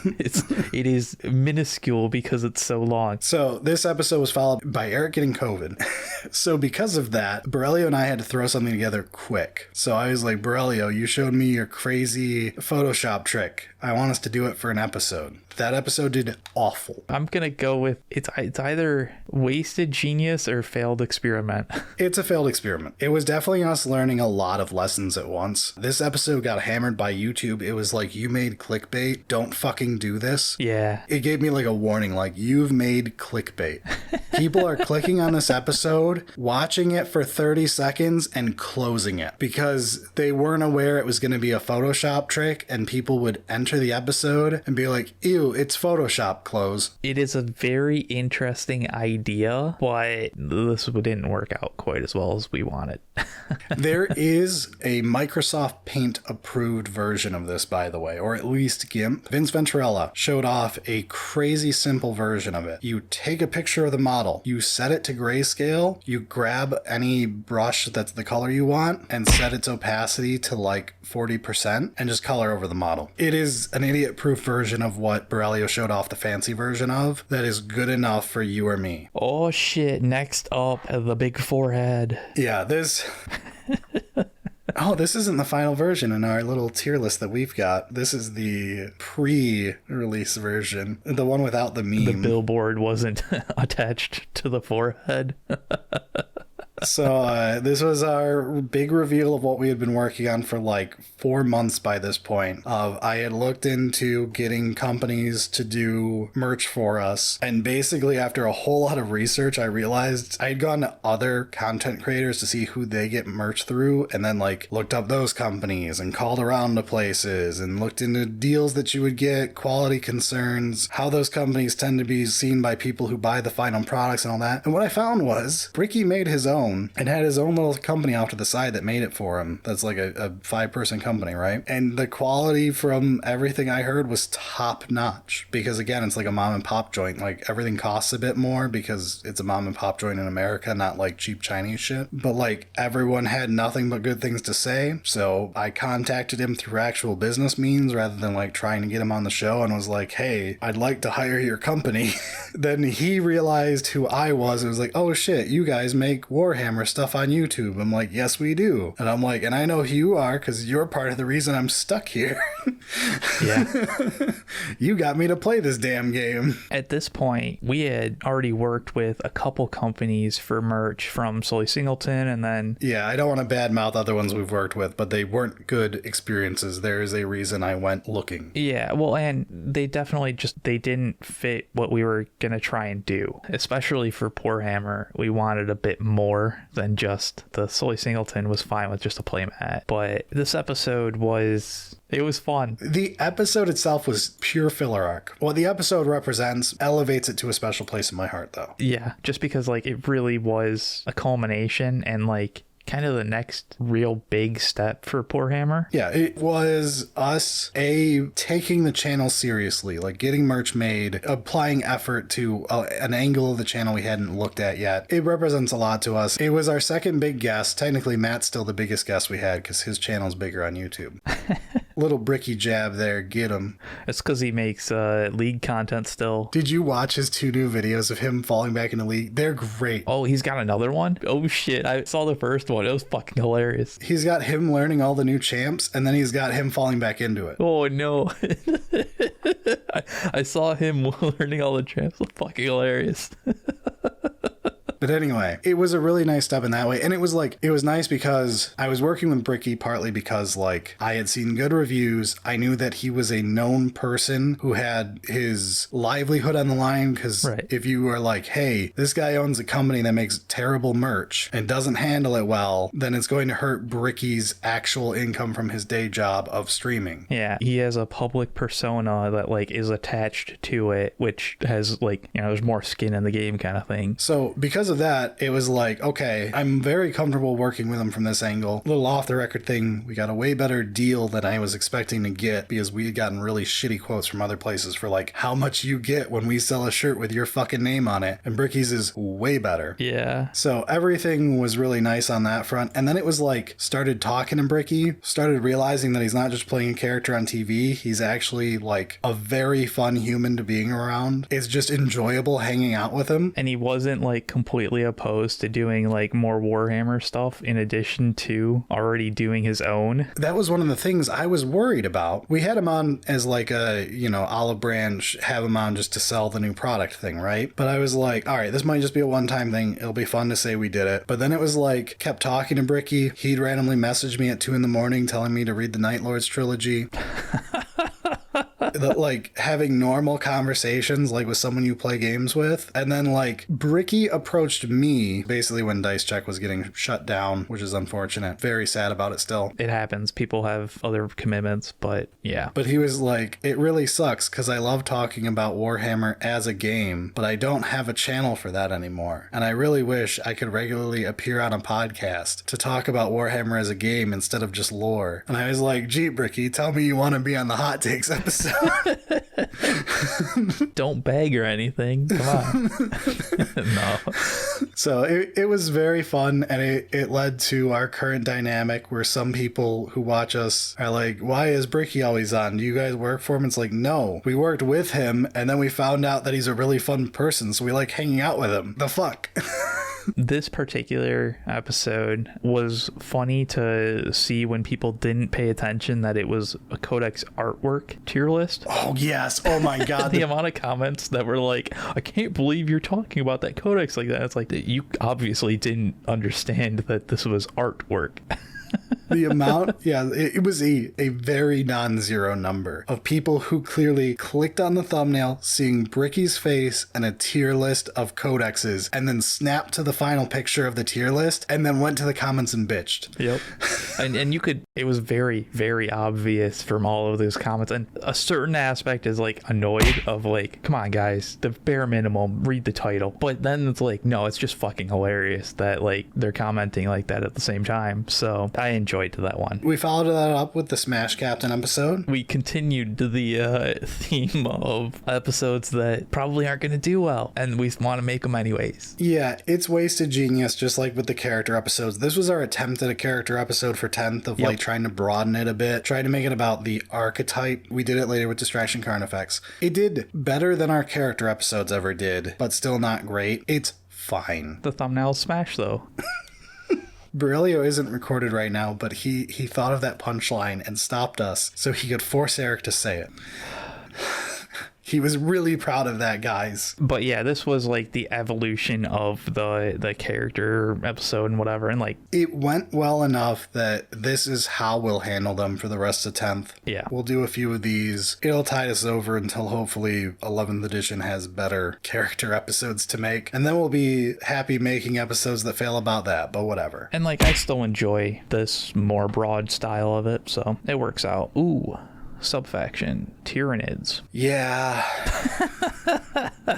I'm not happy with this episode. I really am not. This was us trying to figure out what the fuck to do with 10th edition. It was to go with the new codex. We were excited that anyone had something to talk about. Tyranids doesn't really have lore, so we couldn't do a lore episode for Tyranids. That was such a problem, because if they had any amount of lore, we could have been like, oh, start here, and then, okay, yeah, most of it's gonna be the rules prequels, but like there's some lore that we can like tie it all together with. I'm just going to say this episode was a mistake and I hated it. I think so. Like, it worked out okay, but I think we should have just, when we realized there was no like actual glue to hold it all together. There was no way to make the video we wanted. Yeah, it should have just been scrapped. It does have the best thumbnail out of all of them. Yeah. Here you go. This is for all of you as a reward. Berilio just reminded me of a topic that I wanted to cover too. We should do a series on the sub-factions that don't exist in 10th. The ones that are clearly missing from codices. I don't know how we'll handle it, if it'll be just one bigger episode or if we'll cut it up into like 3 waves, kind of like how we've done memes as the codices release. That'll depend on like once we actually start putting together notes and we have further codexes out. Yeah, it's a sour point for us in this edition, and I think it would be a very good, at least a minor series. And that could fill a gap in for things like this Tyranids episode, that like this was a mistake. Had we had another option of like, all right, we don't do this, but we'll shelve it and we'll talk about some problems with it and like what we would have wanted and what was missing kind of thing, that could have helped. But yeah, the Tyranids one was not the right one. Now the next episode is perfect. I was gonna say this next one's perfect, and I'll fight you for it. It was an amazing episode. This Wacky Races was so fucking fun. It was technically just supposed to be a grading episode. We were just gonna do grading everyone's dune buggy or whatever we were gonna call it. And then we just were like, what if we make it into a mock race and we get a little like role play with it and like try to ham it up a little. Well, because like the problem was we were gonna do like everybody's truck kind of thing, and it was like, well, there's so many options for orcs, and there was a lot of options for like, there's too many vehicles that are like transports or are like buggies, or like we didn't know what we wanted to do with it. So the Wacky Race was such a good idea to be like, let's have them race. Who's got the best race car? And like, let's not worry so much about like actually like grading them in like the same style. It was more about like, we switched the episode at that point from a grading episode that it was meant to be more into like a skit, I guess. Yeah, we really went full like, this was way out of our comfort zone. Very cringe. Yeah, this is not an episode that I can easily watch myself. I cringe at stuff like this when I'm the one who's saying it all. I love this episode. I love how much everybody loved this episode. This is basically what made me think we could pull off the time traveler episode, and I love that episode, and god damn it, it deserves to do better than it's doing, but that's okay. I think that this is the kind of episode that's not common. Like, neither of us are that style of cringe capable, but we can do it, and it's less that it is cringe, it's more that we cringe trying to act. Oh, absolutely. It's a light acting skit type episode, which we're not capable of as people. We don't have that skill set built up yet, but it's something that was very fun to attempt, and everyone seemed to be generally on board with us trying it, which was awesome. It was a perfect thing. It meant a lot to me that episode did well. Yeah, and again, like, we've done a kind of follow-up in a weird way, and like, if some idea comes up, we won't immediately shoot it down to do something again like that, which is shocking in a way. And then the episode after this, I'm gonna say special place in my heart, Horde Mode. The first Horde Mode episode, it was very heartwarming to see how much people wanted to be a part of that community and how much people just wanted to try it and play it. It exploded far more than I expected, and there are a lot of people who are like in the Horde Mode Discord and like keeping up with Horde Mode and submitting, their stories for the games they've played to our email, and like, I still read those. It may take months and months for me to respond, but like, I still sit down and like for 3 hours we'll go through and read a bunch of them in a row. There was a certain amount of, I want to say like, fear that this would do terrible because we both thought it was so cool, right? But it was also like such a wild idea. If it had done awful, it would have been soul crushing. Yeah, it just needed to do okay, and like, we both would have been like, yeah, hell yeah, good job. But it did way better than expected, and like, the amount of positive review back, it's definitely a special place. And then we followed it up with a super negative episode. And we did the reason not to play every faction. This is one that was really fun to put together. As much as it's technically negative, it's like a newbie friendly episode. We tried to keep it a little more upbeat, as much as like it's discussing flaws. It's like every faction's got something that they can complain about being an issue. It was something that we had to make sure was framed in a way that was like, we're not actually bashing. It's just there are some problems, and that's okay, kind of. It's things you have to be aware of. Right. But I think it's just a perfect workhorse episode. It falls in that like more new player style generalist episode. I'm sure we'll revisit that topic again, probably in another year or two, just to cover it again, see if things have updated, stuff like that. Yeah, I imagine at the very least, like once the next edition comes out and has been out for like a short amount of time, it'll be like there's probably new flaws and old ones have been fixed, hopefully, and all that kind of stuff. But something to revisit at some point. And then we did the Christmas combo box episode. We tried to not make it pure filler. It's a filler episode, but yes, we tried not to make it pure filler and like go, hey, here's a hypothesis. They're getting worse every time. Let's check it. And the answer was not really. Like, some of them are always terrible. It's just we always remember the good one, and then you see the bad one and the new one, and you're like, how the fuck is this the sequel to that? And it's like you forgot all the terrible ones. It was interesting and like kind of showed that like, yeah, the hindsight is, yeah, you remember the good ones and you remember some of the really bad ones, but like there's a lot that are forgotten as just whatever. And then we had our sequel episode. Oh, right. We always get asked, hey, something has updated on an episode you did 9 months ago. Are you going to redo that episode now? And it's like, if I did this for a living and we made 4 episodes a week, sure, maybe. But like, we make 1 episode a week. Am I really going to remake a 9-month-old episode because one segment is out of date? No. So we just compiled the list of everything everybody wanted us to like update them on and made an episode out of it. Yeah. And it did super mediocre, but you know what? That's fine. That was kind of the point. An episode that is purposely titled the sequel episode when sequels are known to do bad on YouTube. I knew what I was doing. It was interesting.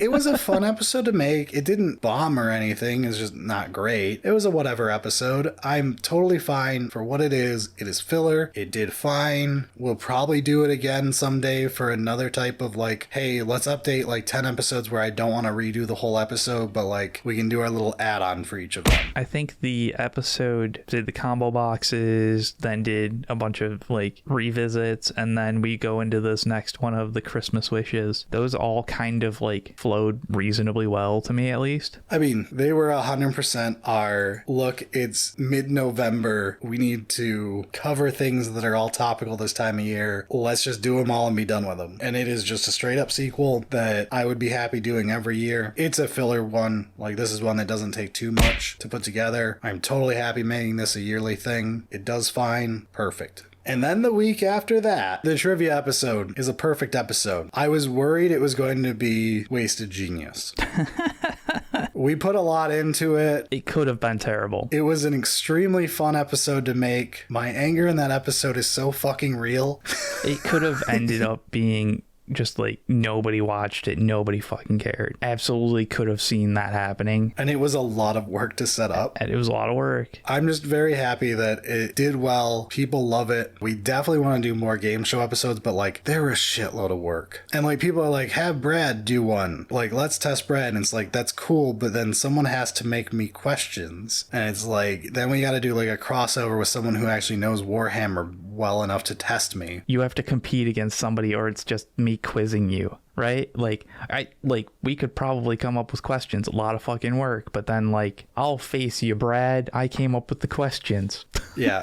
So game shows are 100% on the menu. We have at least 2 ideas for game shows that we want to do. It's just a lot of work and scheduling and all kinds of stuff. They are a shitload of work, and for at least one of them, we have to do with other people, meaning now I have to rope in other content creators, get them on board, schedule with them, get get everything lined up, hope that, everyone is capable of being there for 4 hours on a specific night. They're a lot to set up. I love them. No, these are not a frequent thing, but it was nice to see that generally the audience enjoyed it, which means that it's worth putting the effort into trying it again. Okay, so now we enter our off-season content that we threw together while we had a break around Christmas time. So we made the Creators We Love episode. Technically, you could call it filler, but fuck you. It has a special place in my heart because we got to shout out a bunch of people that we really like the content of. That's fair, but it's the epitome of filler. It was absolutely a filler episode, but it is a special place. I think that's fair. And then Horde Mode, that update was a filler episode too. I recorded it like the night before hopping on an airplane alone. Yeah, I was away for family stuff. I literally recorded this solo and just talked into my mic while staring at the show or the patch notes and being like, okay, here's all the stuff that changed, everybody. And the episode did awful, but that's fine. It was meant to. It was just to get the update solidified. I released it exactly December 23rd again, just like we did the Space Marine episode that bombed, but this one didn't recover because it was just not a topic people were going to care about, it, seeing as it was essentially patch notes. It served its purpose to the people who needed it. Perfectly fine episode to throw into the void of the holiday season.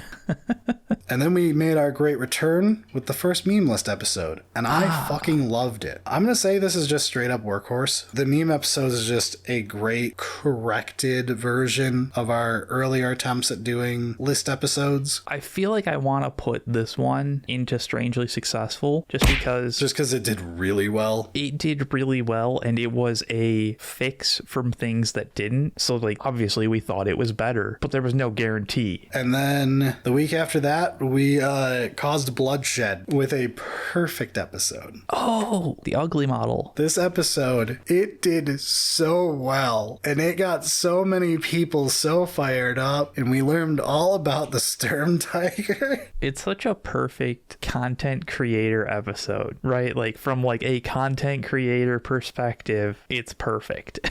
It did everything. It was a filler episode. We were preparing for the episode afterward that got literally 1/6 of the views. But this was hey, let's do a funny anti-mascots episode because the mascots episode was fun. Yeah, we were not completely done and ready for the next one. And I was like, this should be okay. And this episode exploded. Everybody had opinions on it. It was very fun because I had a very depressing week the week this got posted. And the comments had me belly laughing. Oh my god, there were some fantastic comments on this episode. So I fucking loved this episode. So then the next week, we did Melvin vs. Vorthos, and it did terrible compared to the one before. That was way less work. I'm just gonna say it. The psychographics was a perfect episode. This one was just wasted genius. Yeah. This is a lot of good work going into an episode that was too heady for your average person on YouTube. I personally really enjoyed it. It was great to put together and actually do. It's the kind of thing that I would enjoy watching. I feel like there are probably ways that we could have reframed it for a more generalized audience, but I don't Absolutely. care. Yeah. Right? It's the kind of episode that I'm this is what we're making. And I'm happy with it, but it would have been nice if it had done better. And then for our episode 100, we played Smash or Pass. The fact that this actually lined up was amazing. I mean, this was, we did it specifically because it was episode 100. That was the point of this episode, was to do something that everyone had been begging for. I can't believe we actually did it. I can't believe that it was so successful for such a stupid ass idea. But yeah, strangely successful schlock to me. It's not like it holds a special place for me. No. It is a funny fucking episode. It is 100% the point of this tier. You degenerates are weird.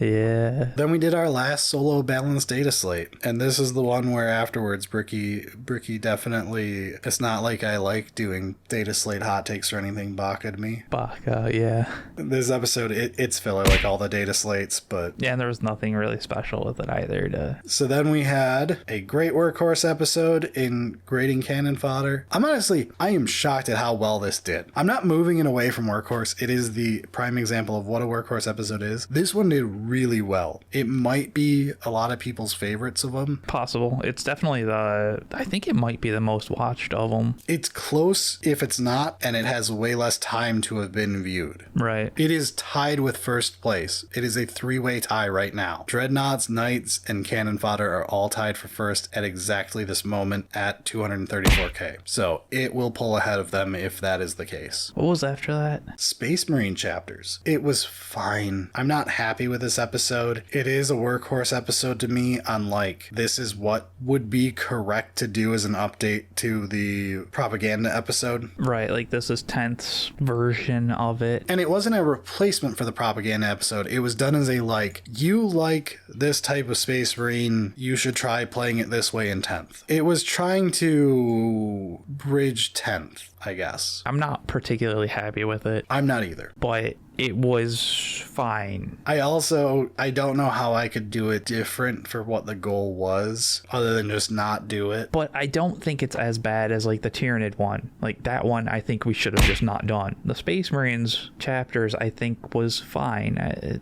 Yeah. But then we followed it up with something strangely successful. Building Better Combat Patrols. One of the best YouTube titles I put. Yeah, no, it was good. I kind of just expected that one to be a filler episode, but it did really well. Yeah, I do remember that being pretty well received, and it was kind of fun, so... It was good enough that we did the sequel, and I'm sure we'll do more as they come out over the edition. I think this is one where we'll do like... It'll probably take like 3 or 4 more of these to do them all, and I expect we'll complete this series. It's one that every couple months I'm fine with doing this episode again. Yeah. Then we did an absolute mistake. Oh, the Helldivers. You know what? It's a failed experiment. It's not a total mistake. It was us trying stuff. I mean, I think it is a failed experiment because, like, it technically gave us the, like, ideas that led to us doing the Space Marine 2. Yeah, the live stream stuff. It was us opening that door of, like, let's figure out, we're not making an episode this week. We know we're not making an episode this week, but we want to release something. We've got a live Helldivers game with Bricky that he asked us to come on just for, like, the fun of it for his channel. And we're like, let's try to live stream. So we joined Bricky on his stream, and it was a very fun experience. We made a video out of it, and it was terrible. We shouldn't have made a video out of it, really. That's the failed part. So I think we learned a lot from that, and that's why we went so whole ass on the Space Marine one that comes out this week. I'm hoping it gets better received. And I think that, like, really how this one does determines if this was a mistake or failed. Yeah. Do we just not touch live streaming? Yeah, if Space Marine 2 does reasonable, then it's like, okay, we didn't do it right. Yeah, we needed to put more effort in. Yeah, if it doesn't, which honestly, it's already pretty close given how many views were on the actual stream part. Oh, just because like 10,000 people watched us live? Yeah. Yeah, so it's like it's already on a solid trajectory, but we'll see for the actual like video. But like if that bombs, then it might just be, oh, these were just mistakes. But I think it's just a failed experiment at the moment. And then we did Improving 40k with Crime. This one is a failed experiment to me. Or is it Wasted Genius? Is that the one? This is where it was Berilio's idea to do the let's talk about mechanics from other games and how they either exist in Warhammer or could exist in Warhammer. It was a good idea. It did not work. I think view-wise it was like lower end, but it wasn't like complete trash. It wasn't a total failure or anything, but I think the episode needed a Rev 2. Yeah, I would say that like the episode that we put out, neither of us are happy with. Yes. But there is something there, right? Like the idea still intrigues me to this day. I'm going to call it wasted. No, I'm going to say it's a failed experiment. It was an execution problem. Yeah. It is not the fault of the viewer. It is the fault of us. We should have done a better job. I think so. And I think that a better job does exist for that idea. Whether we decide to actually do it, I don't know, because I don't know how to do the better job at the moment. And then we've got another perfect episode with the second mascot episode, this time for AOS. This one was kind of an easy one, given It was like, just do what we did. We've got the blueprint. We can move to the other game. Yeah. Remake the really good episode, and it will work. Especially because, like, AOS has some, like, awesome models. Yeah, it has much better models than 40K. It was one of those, like, fucking slam dunks. And then we followed it up with our Imperium gun episodes, where we learned all about the Spaz 12 being both semi-automatic and pump action. Yes. This has a special place in my heart. We knew it was going to be a good episode. We knew we were going to come back to this. But people's comments on this episode were very fun other than the death threats. Gun nuts, please don't randomly give out death threats on a public platform where you can be reported, because I will. Yeah, just, like, chill. But anyway, for the 99.99% of people who didn't supply a death threat, it was a great fucking episode and the comments were hilarious. Yes. Then we did the Collecting Death Card episode, which is basically our like, hey, we did the Tau example in the generic version. Let's see if we want to do this as a series. And I think that it was like, this is how it should be done if we're going to do it. Yeah, I don't think it's particularly good or bad. I think this is still a rougher version of this episode. I want to work on the concept, but I want to keep doing these. Yeah, some refinement, but this is probably the general idea. But yeah, next up, another grading. So solid workhorse. Workhorse episode. And then an episode I'm really glad did well. I'm gonna say this is strangely successful, even though it's not really. Negative episodes always do good, but this was a good venting episode because I was very angry looking at the codices of 10th and how half-assed this edition is. Execution-wise, this edition sucks. There are very good ideas and good intentions in this edition. Holy fucking shit, is it half-assed. There's a good amount of refinement that can be done. This was another one of those similar to your 9th Demons rant, but like not quite the same, more of a general feeling. Yeah, it wasn't that angry. Yeah. It was more snarky than anything. And I think that kind of worked out. Then we did a total filler episode of the ranking everyone based on their lore count. Oh, right. It was very fun. I liked the episode, but it was totally a filler episode. Yeah, definitely. And then the next one would be a filler episode because it was the data slate discussion. However, it has a special place in my heart because it was the first time that Bricky joined us for it. And we found we had a fantastic chemistry together while doing these. It was also very helpful because I had fallen a lot out of love with 10th edition by this point, and my usual autistic perfect knowledge of everything going on in competitive 40K had fallen off at this point, so Bricky helped pull us along. The only real downside was the next one was such a big one that like we recorded forever, and yeah. Then we did an episode that is absolutely wasted genius. It did not bomb as bad as the first book club, but the Fall Acadia book club still, it was a book club. They don't do that well. I'm much happier with the end result of this one. We're definitely learning how to make these. This was an improvement, but there's still more to be had, I think. I feel bad. I really wanted to discuss a book where we were all very happy and wanted to like really get into like our favorite bits and stuff. And we had such a mixed review on this book. Yeah. I feel bad that it turned out like this. Like if it had been like how much I surprisingly enjoyed the Fabius Bile books, like something like that, where it was like, oh my God, I really want to talk about like the characters and this philosophical discussion where they were having a really good debate in this, this scene here. And if it was stuff like that, I would have been way more happy with how this one turned out, and maybe it would have done a little better. I don't know. Maybe it wouldn't have. I think the fact that it wasn't like complete trash was kind of holding it back from succeeding, because like we were negative enough, but we also weren't like, the rage bait kind of territory. It was the unfortunate when you're not happy making an episode, it's worse. Yeah. We just weren't happy because it's like, damn, we wanted to do a good book club, and instead we're all just kind of bitching because the book has issues. Yeah. This was an improvement, though. I think we're obviously going to do another one at some point, but the one after this, absolutely a special place in my heart. It was our 100K subscriber episode where we did all of our Q&As again, just like the first time. It was just a damn fun episode to record. Really, really fun. Episodes like this, totally good with doing on occasion. I don't want it to be masturbatory where we're doing them like every 6 months, but like this might be a yearly fun episode because they do well enough. People tend to like them. Once a year, there's enough like new viewers and there's enough like, oh, you've had, we've released enough videos that new questions have arisen, sure, that's great. But like anything more than that is like, nobody fucking cares, man. Right? Like the fact that anybody cares this much, like at all, is like shocking to me.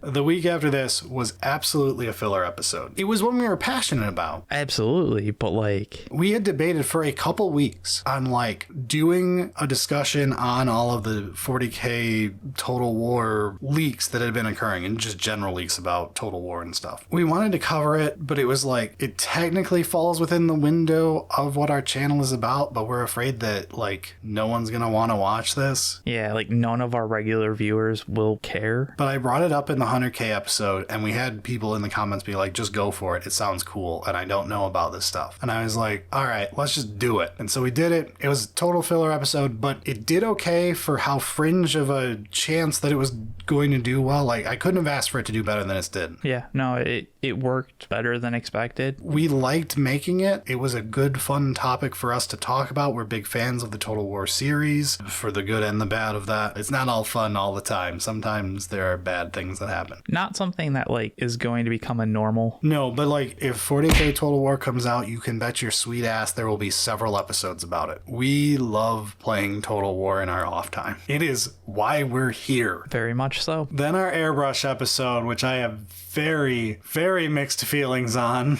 This should be a great episode. This should be imperfect. But YouTube fucked us. I'm so upset. You know what? I'm so angry about the fact that there's no explanation. It's in a special place in my heart. It's not a good special place in my heart to be. It's a great episode. I'm glad that we made it. I have heard countless people telling us like, yo, I bought an airbrush because you made this episode and you were right. I'm sorry. I wanted this airbrush and didn't know it. And that's all we wanted that episode to do. And in that way, I'm very happy we made it. In another way, we poured so much time and energy and money into this episode, and then YouTube, like one day into its existence, was like, fuck you, this is demonetized. I think you said a very bad word in some way. And it won't tell us what happened. That's like the worst part to me, is like, it's one thing if it happened and it's like clearly it fucked up somewhere, we can fix it and we can explain, like raise a concern and be like, no, like take a look again, have a human actually look at it, and like, no, we're fine. Yeah, and it gets worse because you can click the button, and I did, to go like, hey, have someone review this. I think this was done in error. And 30 seconds after I clicked that, it popped up the thing saying like, it was checked by a human. The human says that it's wrong too. And I'm like, this is a 1 hour and 35 minute video. And like, okay, maybe there is a clip that like, a 10-second clip that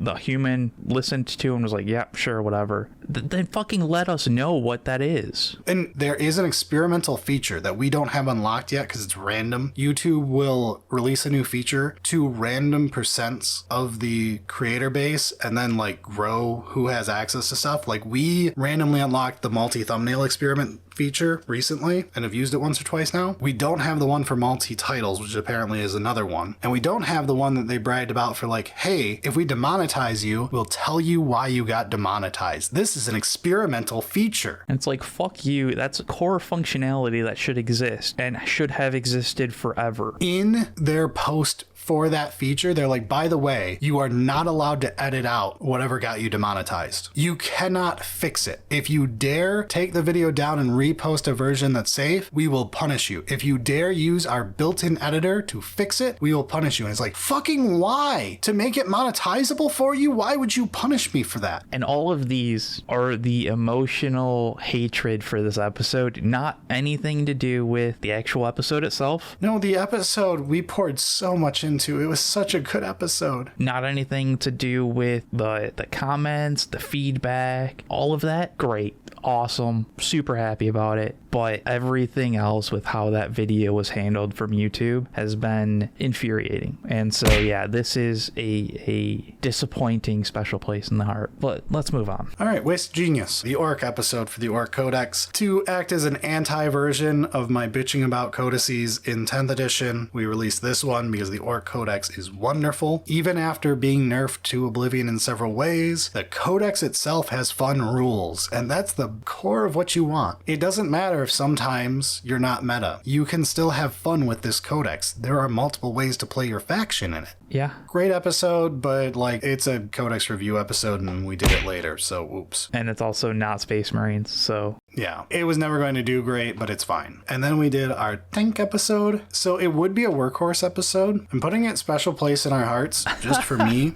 okay. I was like, it's obviously a workhorse, but sure. I was very upset about the airbrush episode, like extremely upset about this. And then the orc episode also did bad the week after, but we knew going in it would, but it's like, it's still a depressing thing to have. Demonetized episode that did bad. It's your last two releases. Yeah. And like, I just needed a fucking home run, and this episode was one. So grading every faction's tank, instant special place in my heart for like, oh thank God, we can still make something. Resetting. It's not all over. It's okay. Just a couple bad weeks. It's all good. Then we did the Combat Patrol redo episode. It's still a workhorse. I think it is a workhorse, but the titling for this one still needs to be figured out, I think. Yeah, I really wanted to have Building Better Combat Patrol still, but 5 more in there with the all caps more to like give you that Iron Pineapple feel. It feels right. It's all kind of there, but like there's a few things that could be tweaked with it, but it's just solid workhorse, man. You could argue it down to filler, like as a viewer, but I think it's a workhorse episode. It's like a series that I'm fine with us doing repeatedly. It does take some work to set them up. And then we had Meme Busters. I don't know where I want to put Meme Busters. I have no idea, dude. So it was a patron-decided episode. They tend to do poorly, unless they're like true meme level and do great. This one shockingly didn't do that good, even though I expected this to be like a home run, crazy view count, like out of left field type episode, and it just didn't. It did totally mediocre in a way that was like, sure, it probably should, but I expected this to blow up.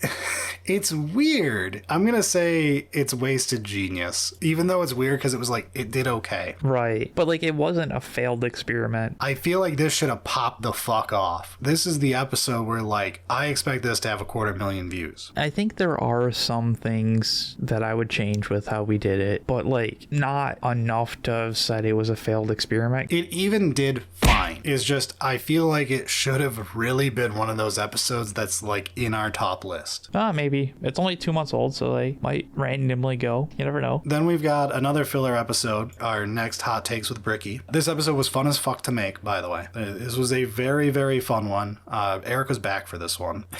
It was right when Elden Ring launched too, so it was a huge pain in the ass because we were like, we all want to be playing Elden Ring right now, except for Eric, who was like, what the fuck is Elden Ring? I booted it up again. You ended up playing it. I am shocked. Eric played like multi-digit hours of Elden Ring. Eric does not play third-person action games. I am shocked. I really don't. But like, they fixed a bunch of the problems that I had before with like the actual smooth gameplay part of like, you know, graphics drivers or something like that. Oh yeah, they had really bad stuttering early on, yeah. And so like I got to experience like a well-polished version of the game that everybody's like, this is so good. And I was like, all right, yeah, this is pretty good. I might boot it up again at some point, but like, this is probably like, you know, 12 hours, 16 hours is probably about my playtime at all. And that's fine. That was a fun recording though. It was hot takes. Hot takes are usually reasonably fun, so long as they aren't too long. All right, our next episode was the Forbidden Edits. This was an idea by me. It's basically a different version of what you're listening to right now, of like how do we sales pitch the Patreon so that we can ensure that people actually pay us so that we can continue to make shit, right? This was fucking hilarious. And I was like, let's just show them what you can get as bonus content. Like, for a lot of people, this will be a dud, but for some people, it'll be like, shit, I'll pay you $3 to hear the rest of this. And you might look at the view count and go, oh, you guys must hate it flopped. No, because it did its job fucking perfect. We got a shitload of patrons out of it. And like, to be honest, I expected it to do like even worse.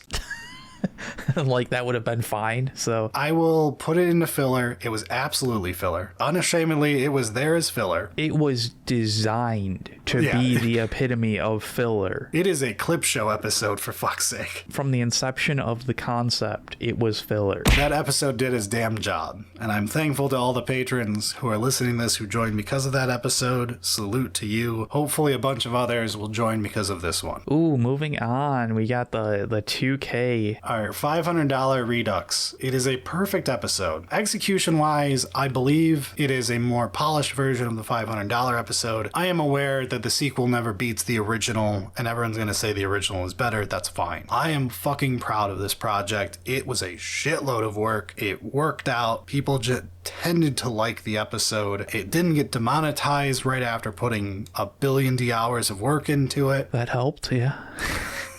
There are some things that could have been improved, but I think we did a pretty good job, and I am glad that it was received pretty well. Also very fun to see the amount of people that are like, 2K, that's awful. It's like, well, you're right. If only you could have gotten 4 armies for it. If only we had gotten 20 seconds into the video. But then we have an episode that I have very mixed feelings on. This one was fucking insane. So this is our Age of Sigmar 4th edition hot takes. The 6 hour and 17 minute episode. And it was literally 13 plus hours of raw recording. As we were recording it, I kept going through phases of like, this is awful. What the fuck are we doing? Or like, damn, this is going good. We got a beat going. Yeah. And then it would go back and forth, and you get to the end of a night and you're like dying, and you're like, please tell me that we're done. And you're like, we have 3 more days of this. the first day that we ended, I went and I looked at, I think it was, Vince had like one of his sections, Yeah. and he had spent hours on like less than what we covered. And I was like, oh, all right then. Okay, that we're not insane.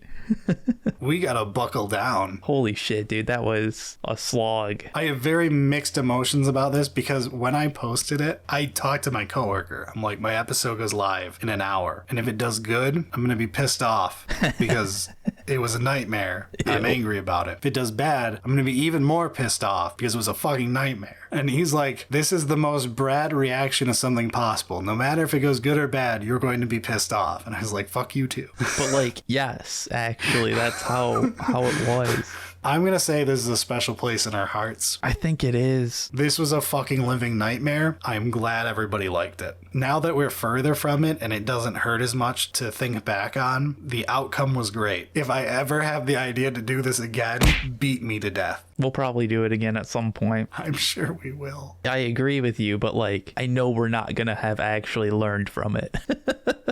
The week after we did our second meme episode, just general workhorse episode, classic series episode. I will be doing more of these. They are fun. I will say this one did way worse than the first one. I'm not sure why, but like I'll gladly do more. It still did fine, but the first one like exploded. And I don't really know why one did so much better than the other. I can't really pinpoint anything. Yeah, I don't know either, man. It could have been something about the fact that like we had a 6-hour episode followed by a 30-minute. I think the episode was perfectly fine. So, ooh, Distraction Carnifex. Distraction Carnifex goes right next to Smash Captain and Waste Genius. It's where these are going to land. They're never going to do great. I will say this did much better than Smash Captain did. It's on the cusp. It is almost a normal workhorse episode. Yeah, if it was like, I don't know, maybe 10% better, I'd be like, yep, counts. Yeah, if it was just a little better. Yeah, we'll get there. Horde Mode episode, the 1.0 release. I don't think it was a perfect episode, but it has a special place in my heart forever. Again, so infinitely grateful to everyone who became a part of Horde Mode. Yeah, it did its job well, but yeah, it wasn't quite a perfect episode. Grading every faction sniper, perfect workhorse episode. Yeah. And then having the Kierans on for the Kitbashing episode, that's a special place in my heart. I know we're getting a lot of these now, but I don't think it's too much to say that 20 of our episodes are special to me. Especially because, like, I think we nailed it on this episode too. It had a really iffy first couple days, but like it recovered okay. Dude, I was so fucking worried. I was like, oh, I really hope this doesn't do bad, because one, I would be disappointed because like it was a cool episode, and two, it was like I want it to do good for them as well, like to have more people. They showed off a lot of stuff. They had their big getting to be the teachers and all of that. I'm happy that numbers wise, a lot more people ended up watching it as it continued. I was a little worried about the numbers early on, but it recovered very well. So very happy with the outcome. Time Bandits. And then we're to Fresh Wounds. So our Time Bandit episode, I'm putting in Wasted Genius. It was a goddamn amazing episode. It deserves to be doing better right now. It was so fucking fun and funny. I legitimately loved it, even though I really fucking hate listening to myself doing skit stuff. This was really, really, really fun. It was pretty entertaining. It's fine that it didn't do that well. I just wish it had done a bit better. It did okay. Then we've got this week's episode, the Space Marine 2 tie-in super noob guide. I fucking hated it. It's in Mistakes Were Made. Every single aspect of making this was a pain in the dick. I basically wasn't useful. More so than normal. Eric had the flu, so you guys who heard the final version did not hear the recording, where we basically did the episode twice at least. There was a lot of work involved in making the final cut that a bunch of people complained about. Actually, like, paying attention to anything was like, holy shit, dude, I am exhausted. I want sleep at the moment. So, like, I feel bad about, like, agreeing that it was not good, but, like... I still hate the title. I still hate the thumbnail. I hate everything about this fucking episode, but whatever. It's kind of the exact thing we talked about early on of, like, it always sucks when you're like, I gotta make this episode this week. We gotta schedule around this. So even if I don't want to record that week, it's happening, and it always makes it worse. That is a prime example of... And then we had like 10 other issues on top. Now, for one final thing, one more special place in our hearts. The current episode you're listening to. No. The first live stream of ours, which technically is a video on our channel. So that was yesterday. My thumbnail was perfect. Berilio got us a fixed one and I still said no. It was so good. Hilarious. And, like, the fact that, like, Berilio did give us a bunch of thumbnails makes it more funny. Oh yeah, he gave us good thumbnails, and I was like, no. We're keeping the shitty one. It's even more funny about the fact that, like, yours is correct to have chosen. And, like, nobody else has seen those other thumbnails either. So it's like this, like, weird in-joke, but fuck it, it's hilarious. But that wraps this up. And then there's this episode, but this isn't a real episode. This is a hidden, secret episode. This is the treasure, the One Piece. The friends we made along the way. And enemies. All right, that does it for the bonus content. That was a very long recording. This is 4 hours long for us. I hope you all enjoyed it. I hope some of you are turned to the dark side and join us on Patreon. You should know how to get there now if you are listening to this. Or someone did something naughty. I hope you all tune into whatever we're doing for the week next week. And don't forget about our merch. Oh yeah, we've got merch too.